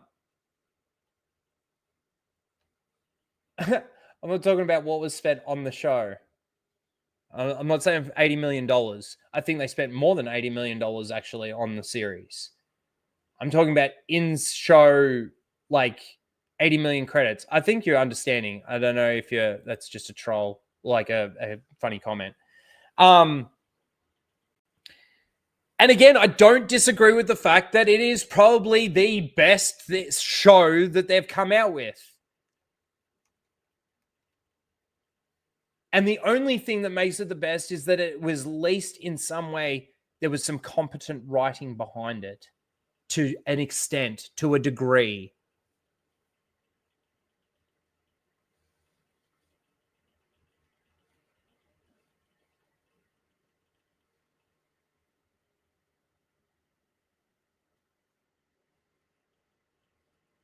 They spent 80 million credits to get another pilot. that wasn't my understanding. When he went and saw Sol Guerrero, he was giving him credits for his little militia.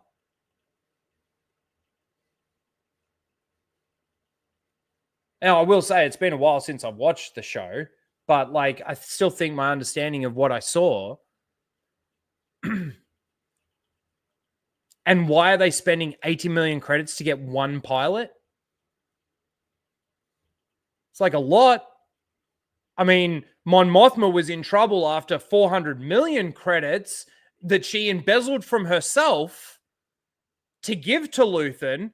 That what? He couldn't just, he couldn't end up with 79,600 million credits after paying her back. Stops her from, like I said, selling off her daughter, doing something that she completely didn't want to do.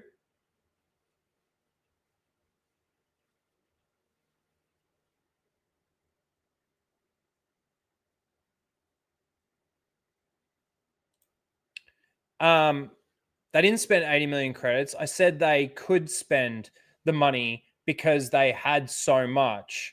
Please get it.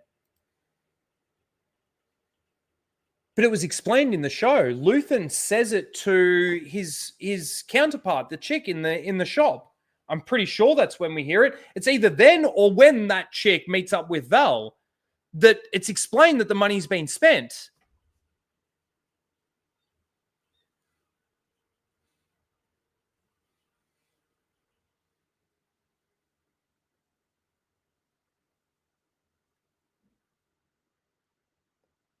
So my understanding is they got the 80 million credits somehow, some way. And that's, and he spent the money. If I knew exactly which moment it was, I'm almost 100% certain that that is explained in the show. Anyway, look, I'm not fighting. It's good to have this debate. Like, dude, you're more than welcome to be here and saying what you're saying. It's fine. At least you're able to have a conversation about this stuff. And I believe that Mauler would probably, give other talking points to give his side of the story if, let's say, I was to have a conversation with him about it.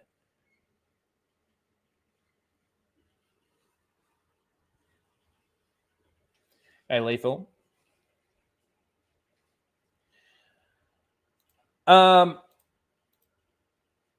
Let's move on to... We may as well just finish up with the Star Wars stuff here.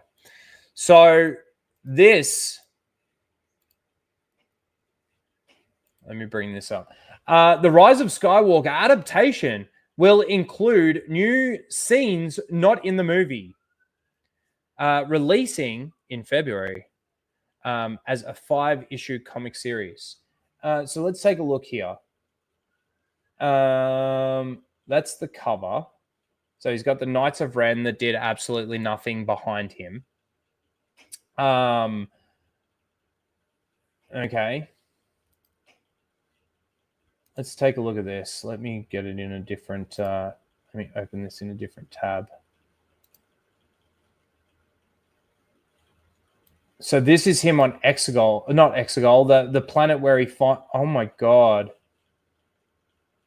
I'm sorry, but that pose with the lightsaber in the air, and that's what he's looking at, and then he's using the Force to like lift this guy or something off the ground. Like, what's he pointing his lightsaber at with such ferocity? This is all stuff that we know, isn't it?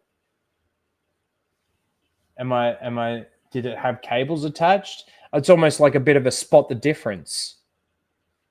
And then what? He goes to Exegol. Look at that thing. Look at that thing. You can go around that. You can literally go around that thing. To have to go through that? That is ridiculous. That is ridiculous. Lethal for $5 says prequels were never good. The Force Awakens is better than the first 2 prequel movies.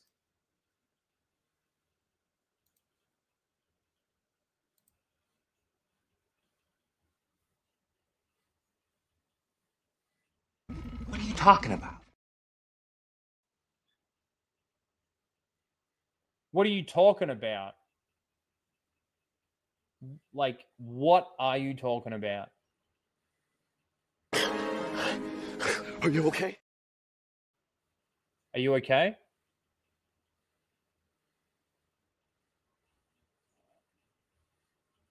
What do you mean nobody knows? Well,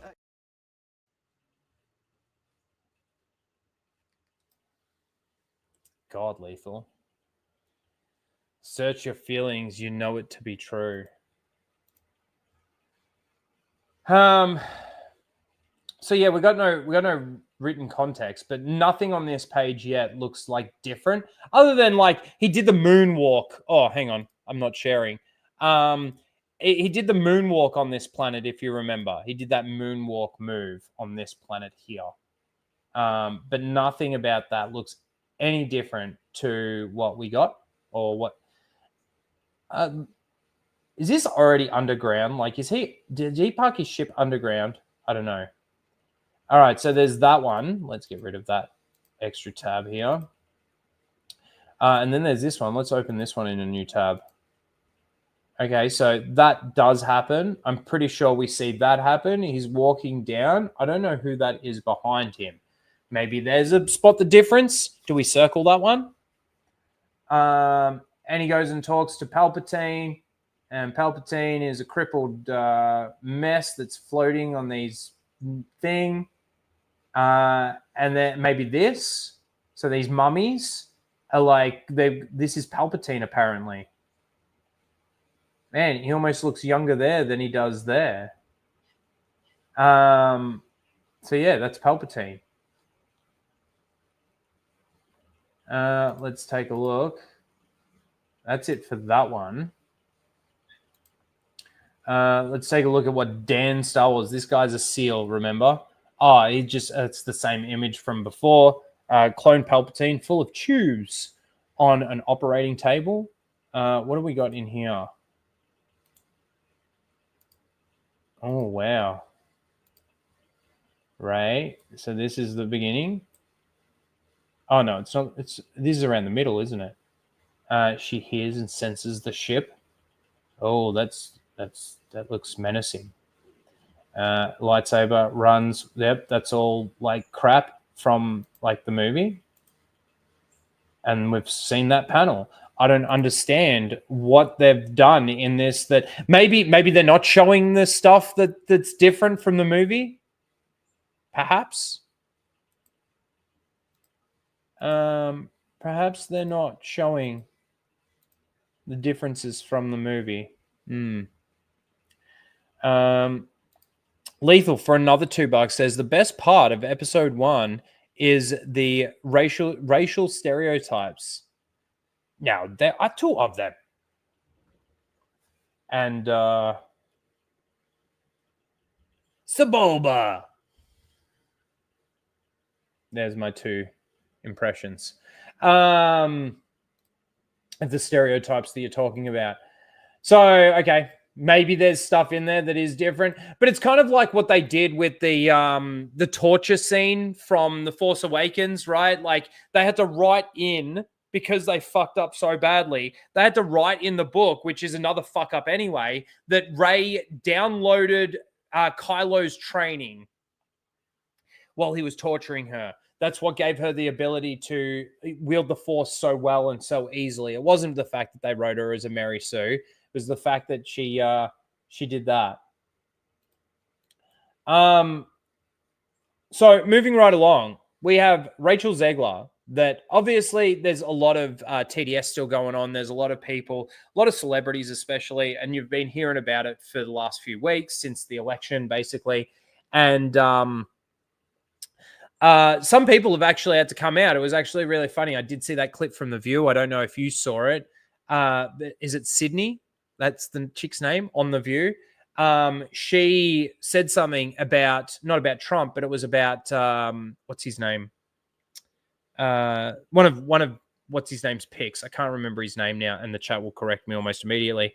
And And some of the stuff that she was saying was so bad that obviously, you know, there could be a lawsuit on their hands. And basically she had to correct it. Matt Gates, thank you very much, Grant. She had to make a correction live, you know, put back in her place by a legal team, by their own legal team. But like these people have been breaking down, and Rachel Zegler is one of those people. And you've been hearing about it. She had her apology. It did seem like that apology wasn't written by her. And Ryan actually made a really good point. I think it was from FNT. But he made a really, really good point in the fact that when she posts, when she's writing a post, she doesn't use caps at all. It's actually kind of funny that she doesn't use caps at all, because my phone automatically caps shit, right? Like if I put just I, as in I am doing this, and it's a small I, it will automatically correct it to a capital I. It's almost like she goes out of her way to make sure that there's no caps. But then in the apology, there's caps all over the place. Now, yeah, could it just be coincidence? Yeah, it could be. Could just be a coincidence. But also, too, the apology, she didn't really apologize for saying anything. She apologized for basically being so upset and so angry that she actually put it out there the way that she put it out there. She still believes what she was basically saying. But we've got a little bit of a video here, and this is from End Wokeness. I just saw this. I didn't actually watch it. Because I wanted to talk a little bit about this, I just grabbed this and I just saw it. So End Wokeness, Disney's Snow White, Rachel Zegler, has a lot of talent. How do you make an apology video this insufferable? Let's take a look. And to everyone who hates when I win, the winged victory came to the Louvre in pieces, and people still line up to see her. And I can only hope that despite my flaws, and despite my cracks and my breaks, and there are many of them, that at every premiere and everything I do, people will wait in line to see. And oh my God, the amount of entitlement that comes out of this person. Oh man, I think the point of this video is just to show how bad she acts. And it is an acting performance. It really is. But wow. I don't think Zegler has any successful film credits on her resume. No, I don't think she does either. She was in Hunger Games. She was in Shazam 2. I don't know. Was she in Shazam 1? She was definitely in Shazam 2. This is an old video. Okay. So this isn't from the new apology. I don't think there was an apology video. It was all just in a statement. But like this is how insufferable this person is. Even the way that she just like speaks to like down the camera to you. It's so disgusting, man. It's so disgusting. Anyway, I wanted to touch on that. I did think the apology was a bit, ridiculous. It was so dumb. So dumb. I need to get a new drink. I'm sweating. I'm sitting here. Oh my God, it's so damn hot. All right, I will be back. I actually shared this video on my Instagram again last night because all I wrote was because it's so damn funny. Because it is so damn funny. I'm going to play this clip and I'll be right back after I get a drink. Oh, Mozza, read that. Mozza, don't let the American bitch. Did you just fart? Yes, I did. Tell you what to do. I think it's bedtime, Mozza. Question mark. I think it's bedtime for Mozza. That's the type of videos that we watch on fucking Happy Hump Day. I gotta pee. Oh my God.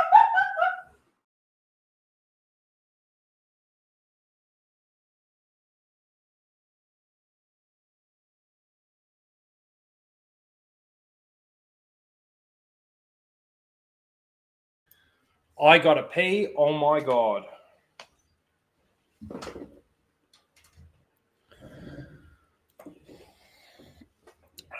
Look at this cat hair. I've been seeing it for the entire stream. And this one over here. All right. It's so very funny, isn't it? I got all super chats. Good. Excuse me.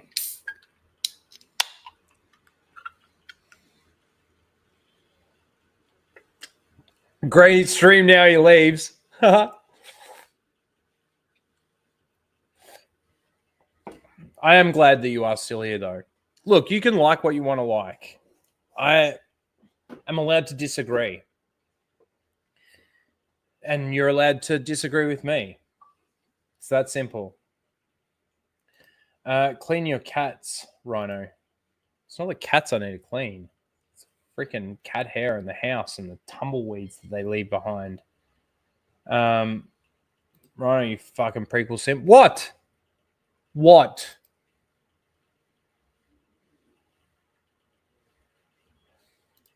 Blabs touched your shoulder. Love is in the air. No. Blabs, I love Blabs, but she's like a little sister. I do love her to death, though. They are shit. Thank you, Lethal. Yep, Rhino hates chat. Yep. It's hot because you live in Australia. It is. It is. It's surprisingly hot today for November. I know it's late November and we're coming into summer, but it's been very unusual for us to have summer sort of come when summer begins. There always seems to be like the first week of December or like maybe even the first 2 weeks of December. There always seems to be like that you get those hot days, but then like you still get some of those colder, rainier days and stuff. So it's interesting to have such a hot day. And tomorrow's going to be just as hot as today. And then Sunday, apparently it's raining again. Like that's the crazy thing. Raining and cold again on Sunday, apparently. Anyway, that's cold weather. That's true. That's true. But we do get 3 seasons in one day here in Melbourne. I don't know other parts of Australia, but here in Melbourne, like you can literally go from it being like 10 degrees, cold, wet, rainy, windy, and then like an hour later, it'll be 25 degrees and sunny. Still maybe partial overcast or clouds in the sky, but yeah, it's crazy. It's crazy. Same here, yeah. Only 3 seasons? Did I say 3? I meant 4 seasons in a day. See, I'm retarded. That's all that matters. All right, I want to talk about this. The variety guy. You know the variety guy. Come on. If you don't know who the variety guy is, you'll know after watching this.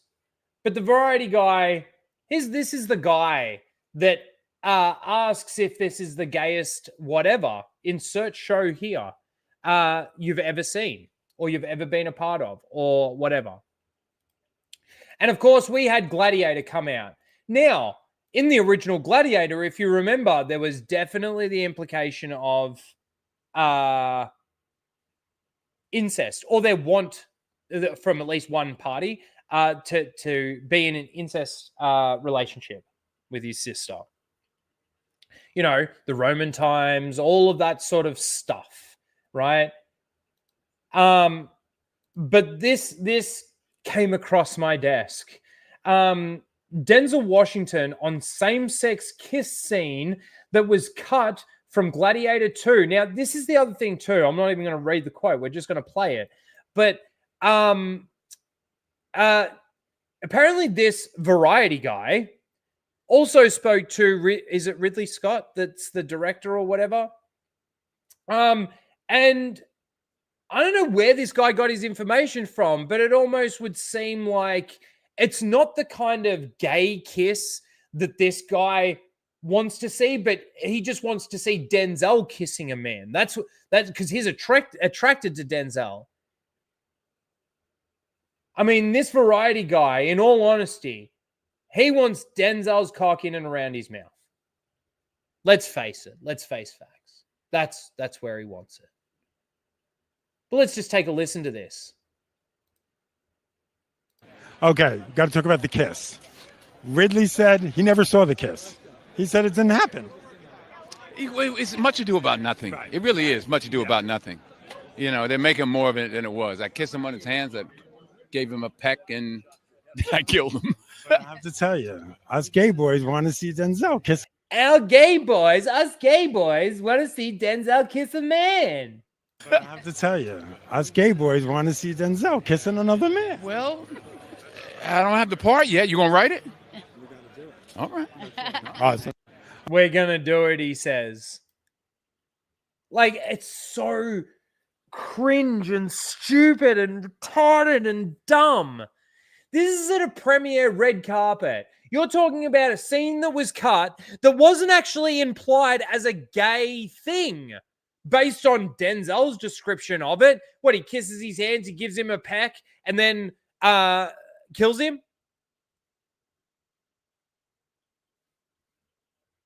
Does that sound like a gay scene that gay men would want to see? I mean, maybe there is that fetish out there, co-starring Rhino.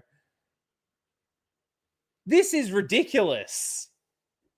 Like, this is the thing. Like, the variety man, the variety gay man is what we'll call him. The variety gay man. He's going to be out of the job soon. Because he is an activist journalist. He is an activist reporter.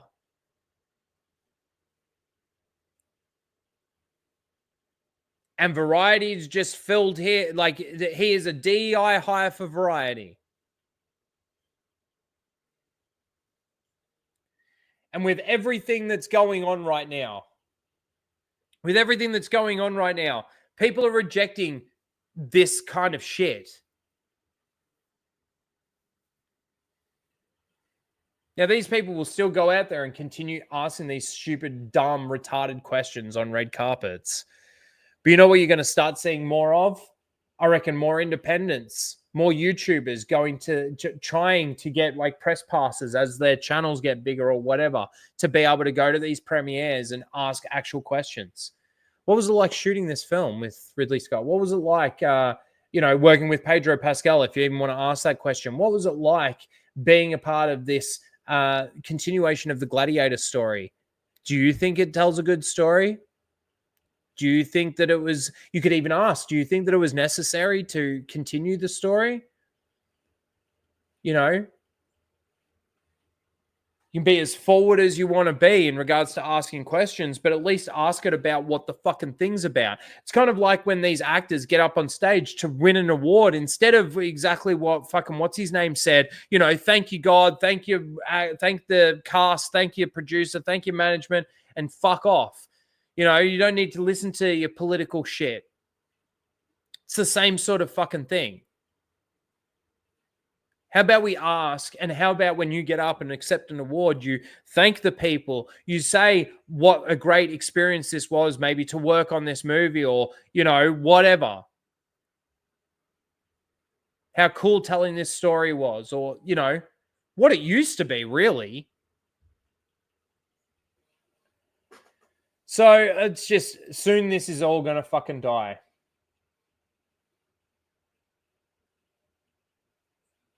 Without woke, there's no questions to ask. Yes, there are.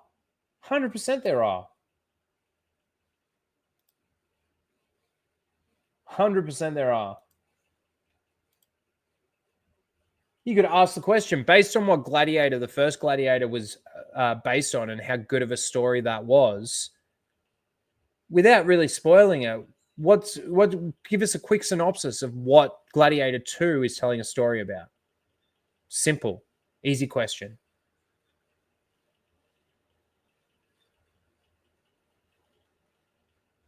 It's carrying forward Maximus's legacy through a person that knew him once in his life, or like you could be very broad with your answer, but still give a reasonably good answer. But see, I do believe that Denzel, in a way, is one of the more based ones. In everything that I've sort of seen with Denzel, he seems to be a bit more solid, a bit more planted.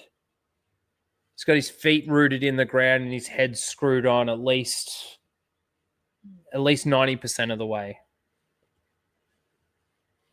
I don't know. I don't want to necessarily say he's 100% perfect. He is a Hollywood guy after all, but everything that I have seen, he seems to be fine. But yeah, this variety gay man, he needs to fuck off and stop asking these gay-ass questions. He really does.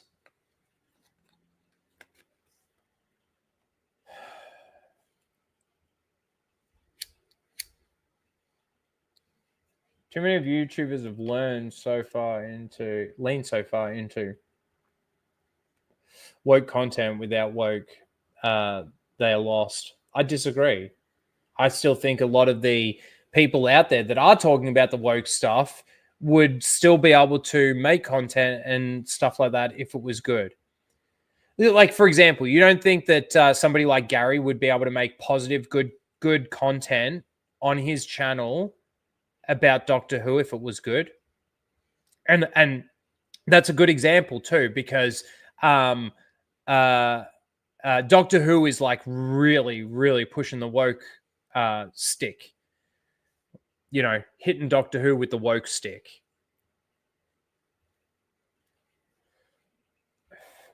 One out of how many? Okay. Maybe. I still think that a lot of people out there are passionate and love these things. It's like, okay, do you think that if Star Wars was good, I wouldn't be able to make content?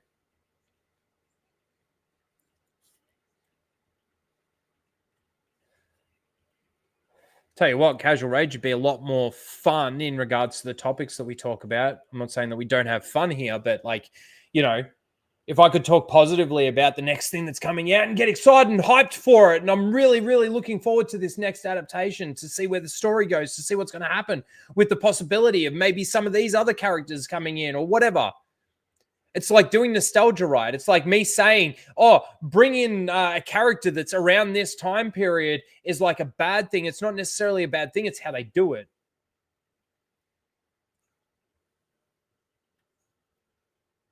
Well, you have the chance with Stargate. That's true.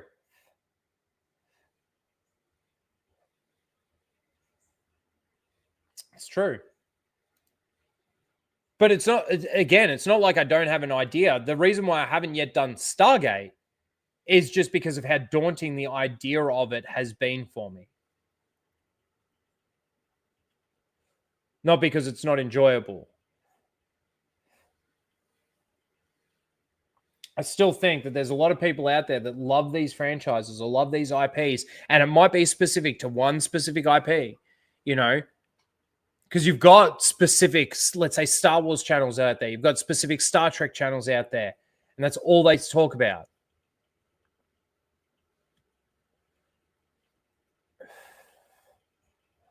I think it's actually more the other way around. I think it's more the other way around. Can the people that are just constantly seal clapping and talking positively about these shows, do they have the capability of actually seeing something and saying that it's bad?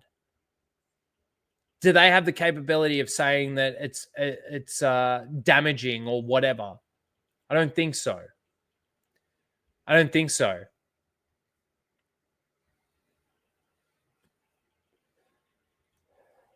Two sides of the same coin.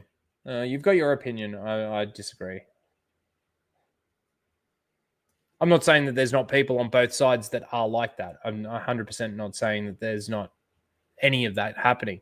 But I still think that there's a lot of people out there that are talking about woke shit and are talking about negative shit because that's all there is right now. If there was good stuff out there, actually a good example of that is X-Men 97. Everybody thought that that was going to be shit. Anybody that watched it said that it was actually good. And they talked about it on their channels. They did streams. They did videos.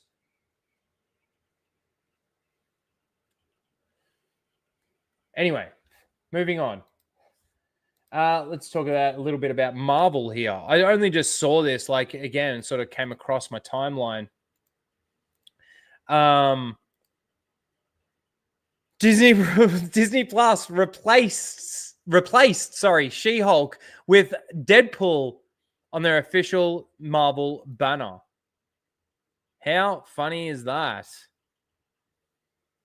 How funny is that, based on the fact that, what's her name? The actor, I can't remember her name, that played She-Hulk came out and said that she was, like, removed from Deadpool Wolverine.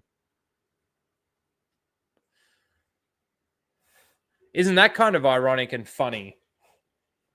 Is there any truth to it? Because I've heard two sides of that story. I've heard that it's true. What she's saying is actually true. But I've also heard, and this is all third party though, it's all speculation. No one's confirmed anything in regards to that. The only thing that we've got to go off is her statements. Tatiana Maslany, that's it.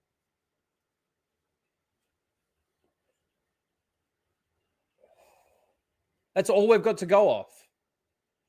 It's her statement.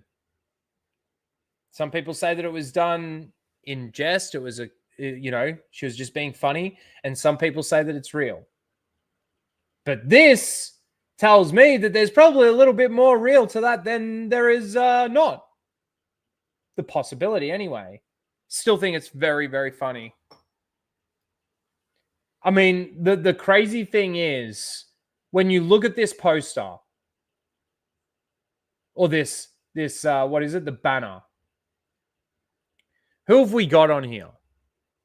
We've got Loki. Okay. OG. We've got Wanda. Yeah.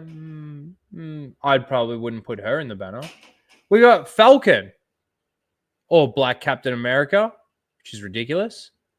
Right in the center. We've got the other Widow, Black Widow. I don't know. I never watched it. It's her sister or something.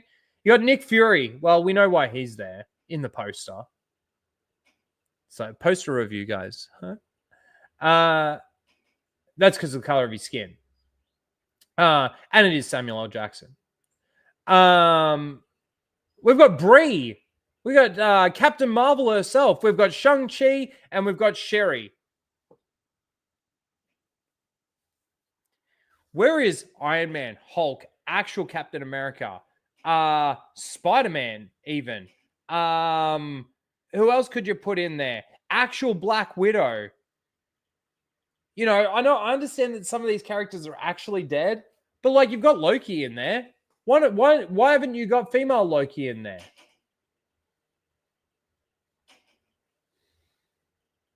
Hawkeye.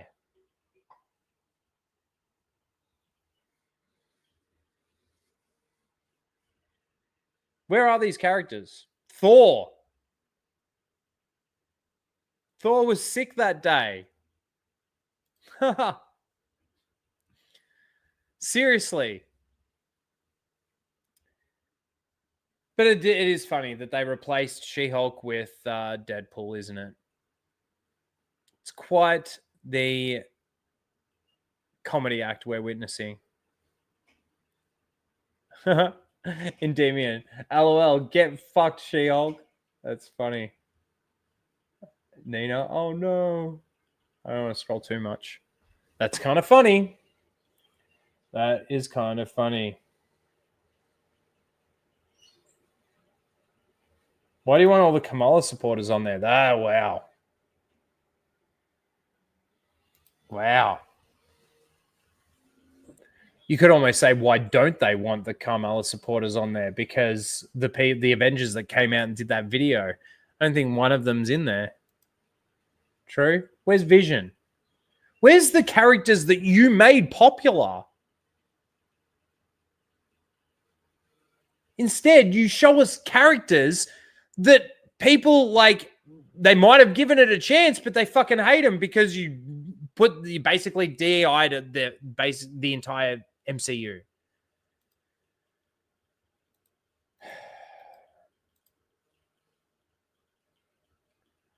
I don't even know what's next for the MCU. I don't know. I know we've got that Captain America coming out. That's really all I know. I know that Robert Downey Jr. is playing Doctor Doom, but he's done damage to his credibility and his individualism as an actor with that cringe ass Avengers video supporting Kamala Harris. Captain Black Falcon.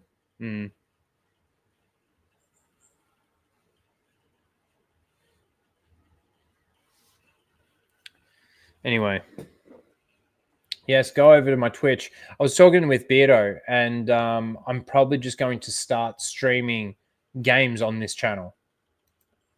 Like the channel, it is just me. Obviously, we talk a lot about Star Wars because that's what I'm passionate about. But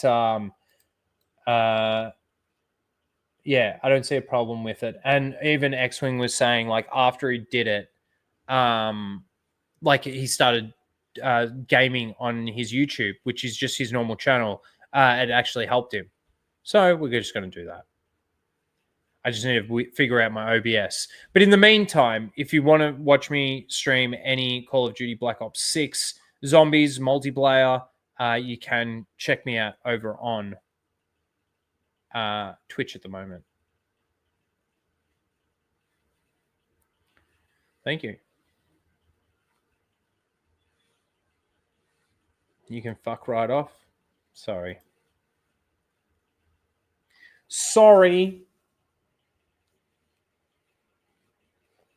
Maybe they're not just trolling. Maybe they really do hate me. All right, let's watch. Oh, we're not going to watch this trailer. We're going to do Seal of the Week. And while the poll's in the chat, we're going to watch a trailer. I was going to maybe check out a Grizzy thing, but yes, hashtag trigger chill.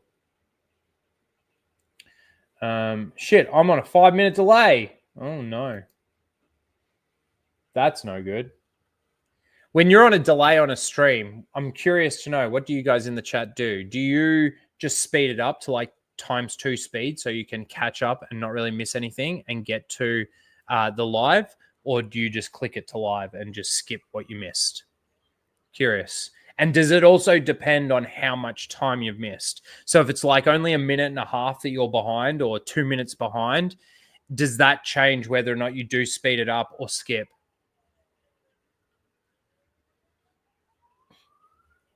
No, I hit the live button. Yep. Okay, so Lethal, as you just saw, he just skipped and he's able to answer my question even though he was 5 minutes behind.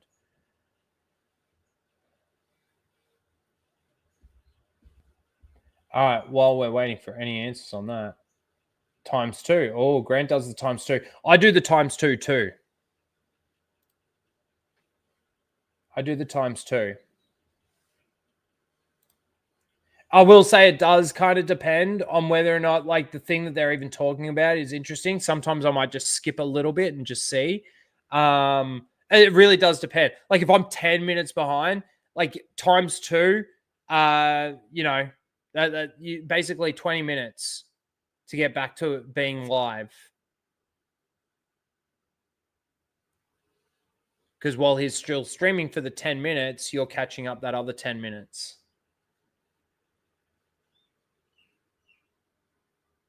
Oh, no. No, so it's... Is that right? Or is it just 10 minutes? No, because you still got to catch up. No, it's 10?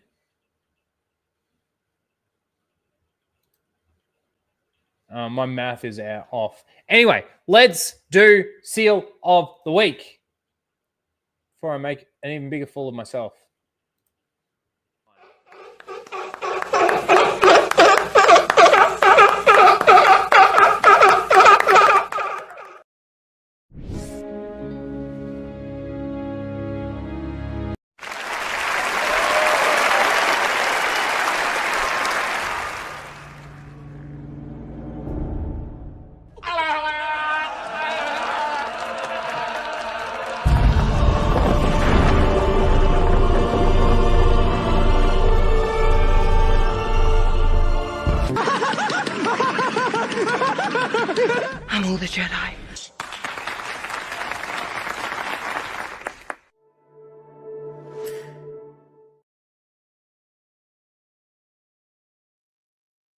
All right.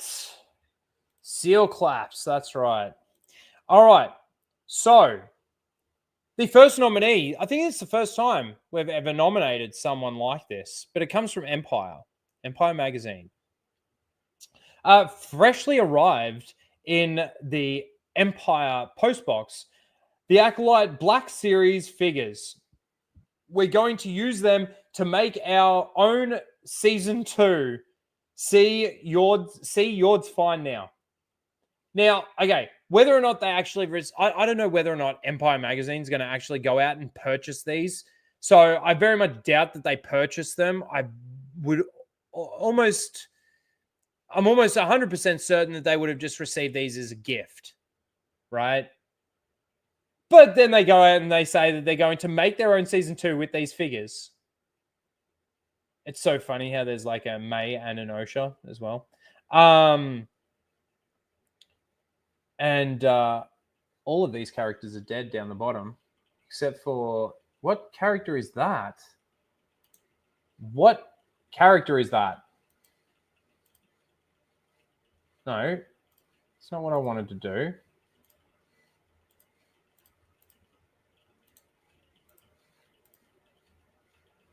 Looks like Ezra. That looks like Ezra. Does it not? Does that not look like Ezra to you? All right, I got to bring up a picture of Ezra.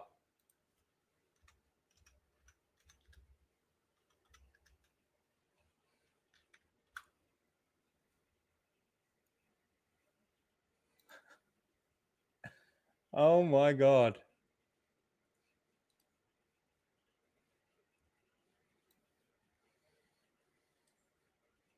Like, did they... Oh, hang on. Like, look at that. And then, like, look at that. Does that not look like Ezra Bridger? That's a good one. There you go. They used Ezra's face on Osha. But we wanted to figure out who this was over here.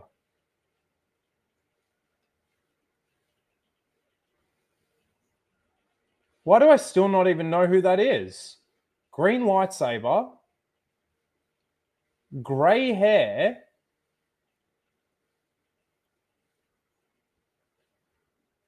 Oh my God, is that supposed to be Trinity?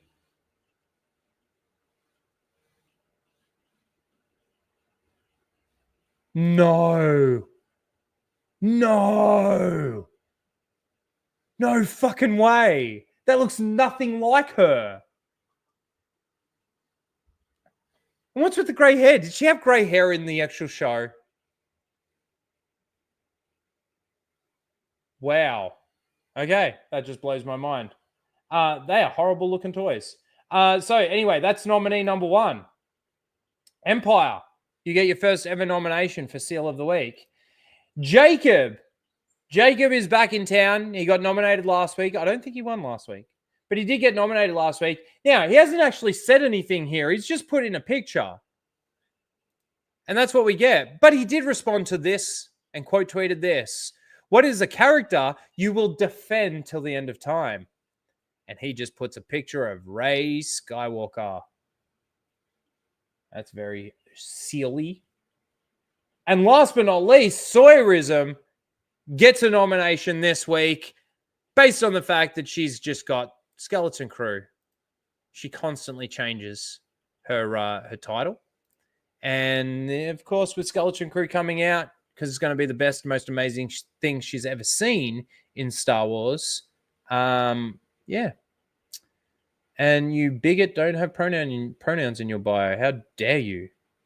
So there are your 3 nominees for this week's Seal of the Week. Empire, Jacob, and Sawyer. Let me get the poll in the chat for you peeps. Seal.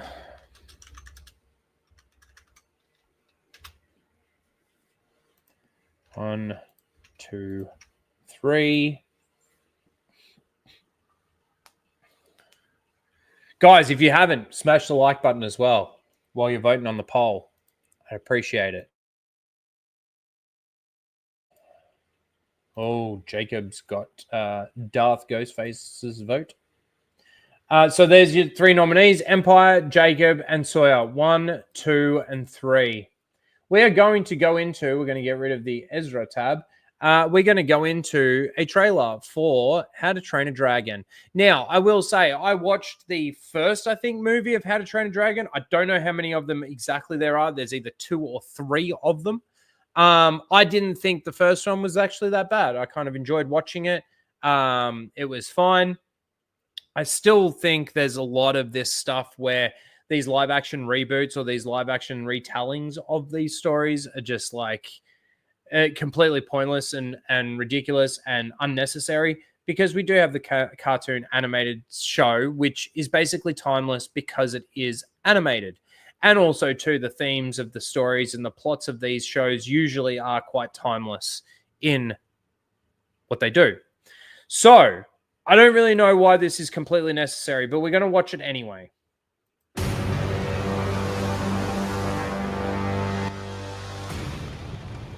When you carry this axe, you carry all of us with you. See, I'd almost want like a side-by-side, because like I've got to say, I don't really remember too much of How to Train a Dragon. I just remembered I enjoyed the first movie and I thought it was fine and the characters were fine and they were good and it was fun. It was a fun animated movie. It is for kids, but it was enjoyable and it was fun. But I can't remember, like, I'd like to see like a side-by-side of like who that character is based off of and who, obviously that's the main kid, but you know what I'm saying. Dad, not in the trailer. Just like I'd like to know. Can't kill dragons.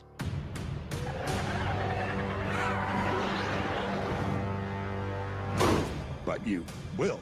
I'm a Viking. I'm a Viking.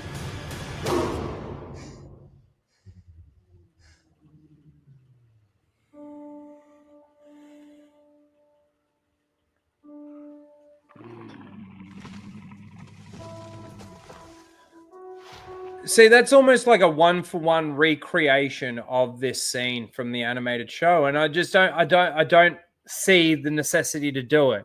I got to say, it looks good. It looks really good, in fact. It's always, I find, probably the toughest thing. And again, I'm no professional, but it almost comes across as, for hearing actors talk about this kind of stuff, is one of the hardest things is to interact with a CGI character, right? And it just seems that it's, from what I'm seeing here, done pretty well. It's okay. I won't hurt you.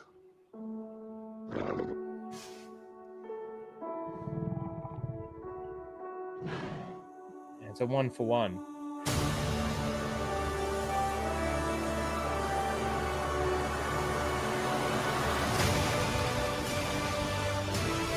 Oh, that's all you get. So they hit on the nostalgia of that scene in this trailer. To me, that's what that is. And it's kind of like, I never watched The Lion King, the remake, the live action CGI Lion King. I never watched it, right? But everybody that I spoke to that did watch it, or anyone that I not even spoke to, but anything that I've ever seen, like from a stream or a video or something like that of people that have actually watched it, have said that it's almost like, what's the point? You did it basically a one-for-one adaptation of the original movie just in CGI and called it live action. Yeah, made a shit ton of money, but that's because it's The Lion King, right? It's a timeless classic. Just like entertainment basically should be striving to achieve, these timeless classics that people can just watch over and over and over again and really never kind of get sick of it. Go on a break, watch it in a year's time, that kind of thing. It does. It looks pointless. It really does.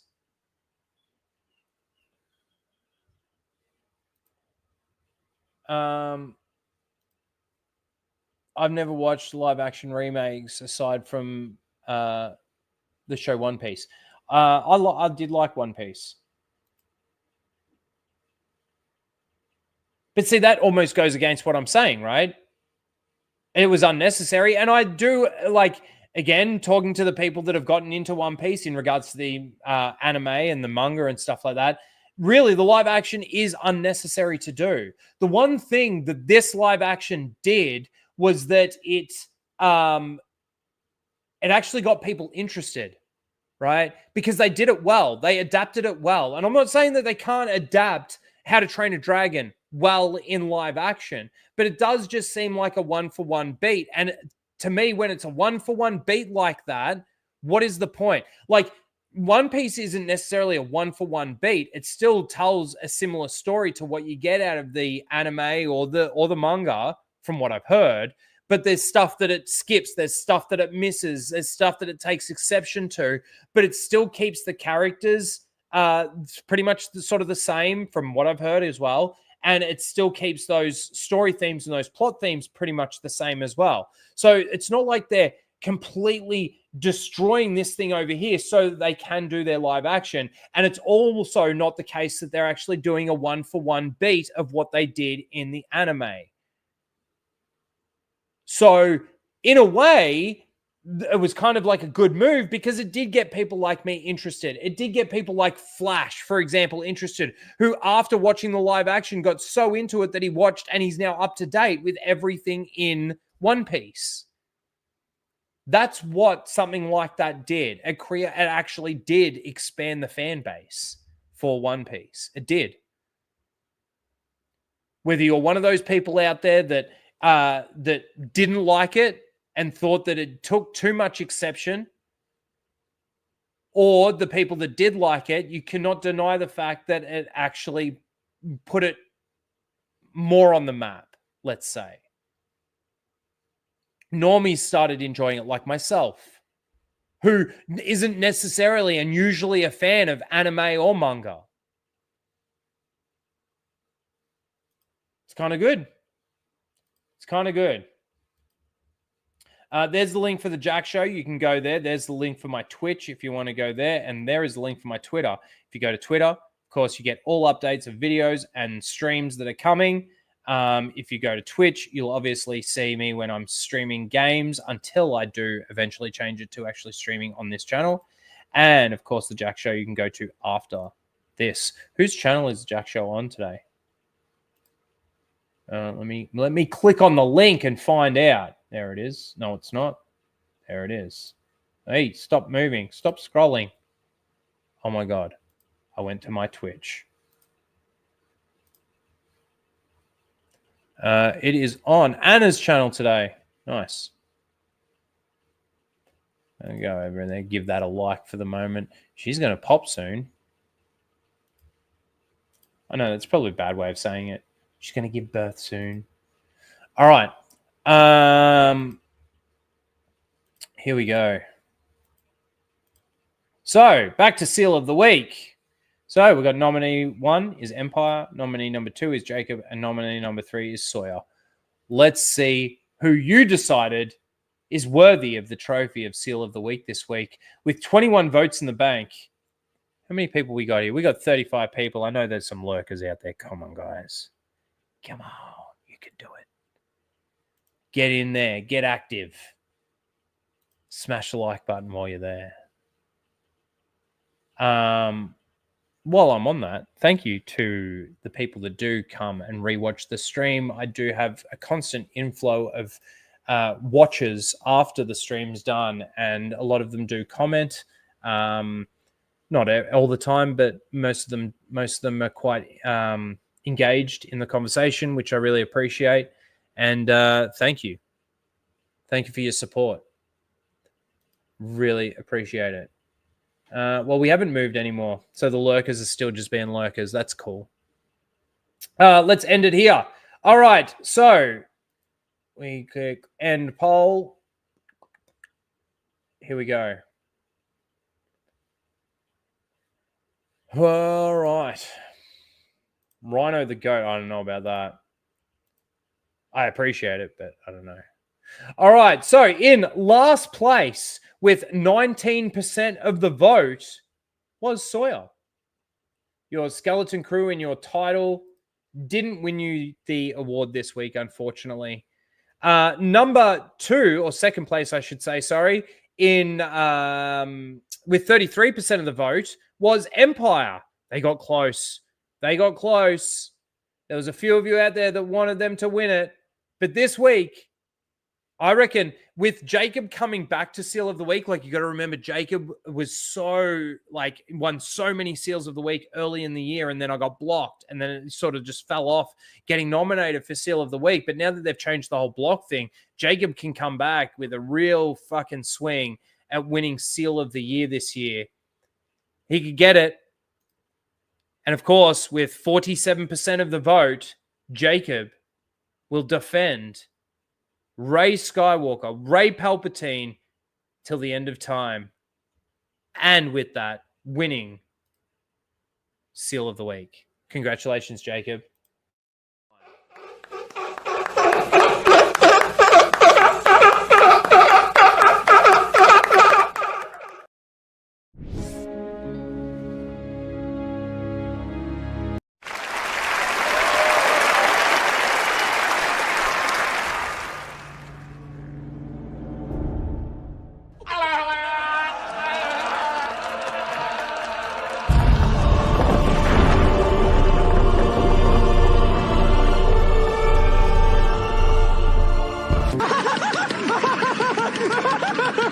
I'm all the Jedi.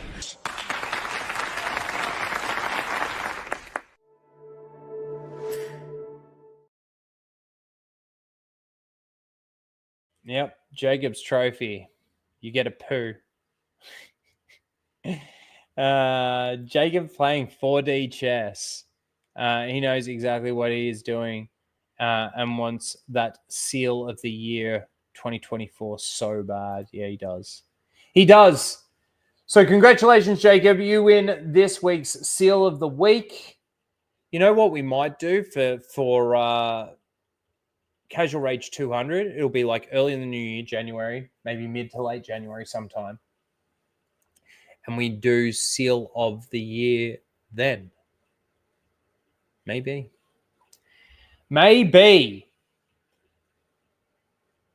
All right. That's pretty much it, guys. We are done. All topics have been gone through. I just want to say thank you all for being here. We started a little bit light in the chat, sort of boosted up. I've been noticing a lot more people streaming around this time anyway, so I understand completely. There's a fair bit of crossover in some of these little communities around the internet. So I do appreciate you coming over and listening in. If you are just lurking and just chilling, maybe on your way to work or I don't know what time it is around the world, but, chilling out at work, listening, whatever. I appreciate you. Everyone in the chat that's always here. You guys are awesome. Andor for the win. Thank you, Oh Long John, for being here. I appreciate it. No, you guys are all awesome. Thank you to everyone that super chatted. The members, thank you for your continued support. I really do appreciate that as well. And what's happening moving forward? Let's just think for a second. So there's no full Aussie this weekend. We've got on Sunday morning. So it's going to be, I think it's Saturday afternoon, I think, for you guys in America. Myself, Mozza, and Lethal will be gunning for a round 50 boss fight on Terminus on Black Ops 6. So I will be streaming that over on my Twitch at this point in time. And the other guys, I'm sure, will be streaming over on their YouTube channels. So you can check those out as well. So that's this Sunday. Unfortunately, I won't be doing Flashcast, and that's why we're starting at 8:30 for the gaming stream. So it's quite early in the morning for a Sunday for me anyway. But I've got a family thing on, so I won't be, unfortunately, on Flashcast. I might make an appearance, but it is doubtful that I'll make an appearance, but you never know. But yeah, I'm there usually week in, week out, other than when something comes up like this. And other than that, like I've sort of said over the last couple of weeks, I know I need to do more videos. Unfortunately, I haven't heard from Ryan Reaper, who was doing my thumbnails since I got back from America. And I think he's just maybe he's just had enough. of just doing all of it because he hasn't even really seen my messages or anything like that, unless something happened to his account, but I don't think so. And he would have reached out through another platform if that was the case. So I've kind of lost my thumbnail guy, and when I do my own thumbnails, I kind of hate them because I'm really not that good at it. So if anybody out there does know somebody that does do thumbnails, I am willing to pay a small fee for some thumbnails, but I definitely can't. I'm definitely can't afford a lot. So if there's anybody out there that's looking at that, and I will eventually get around to possibly finding an editor of some kind, just because I want to add more spice, more maybe comedy and stuff like that to some of my videos eventually. I feel like I'm lacking, and I either need to learn more or I do need to get some help with it. But we'll get there eventually, and hopefully I can start getting some videos out to you guys. But I will say, being that I haven't put out a video for so long, I really do still appreciate all you guys still being here and still supporting, and I still want to at least give you streams and stuff like that in the meantime. But yes, thank you. Go over to the Jack Show over on Anna's channel. Sol, if you can drop that link again, that would be greatly appreciated. And again, thank you everyone for being here. We will see you next week for Casual Rage 194. We are out of here. Bye, guys. Put a ticket in and make a name gay! A few minutes? Are you kidding? It's right there, gaining. No, what is it? You have to shoot this. Traveling through hyperspace is like dusting crops, kid. Without precise calculations, we fly too close to a store, or bounce into a supermarket, and then Yeah. be a hell of a mess. What's that? Watch. You're losing your deflector shields. Go strap yourselves in. Be careful on the way out. Yeah, sure. I'm taking very cautious. You go away. We bounced too near a supermarket? They came bounding over. Fuck off! Disney! You fucking cunt!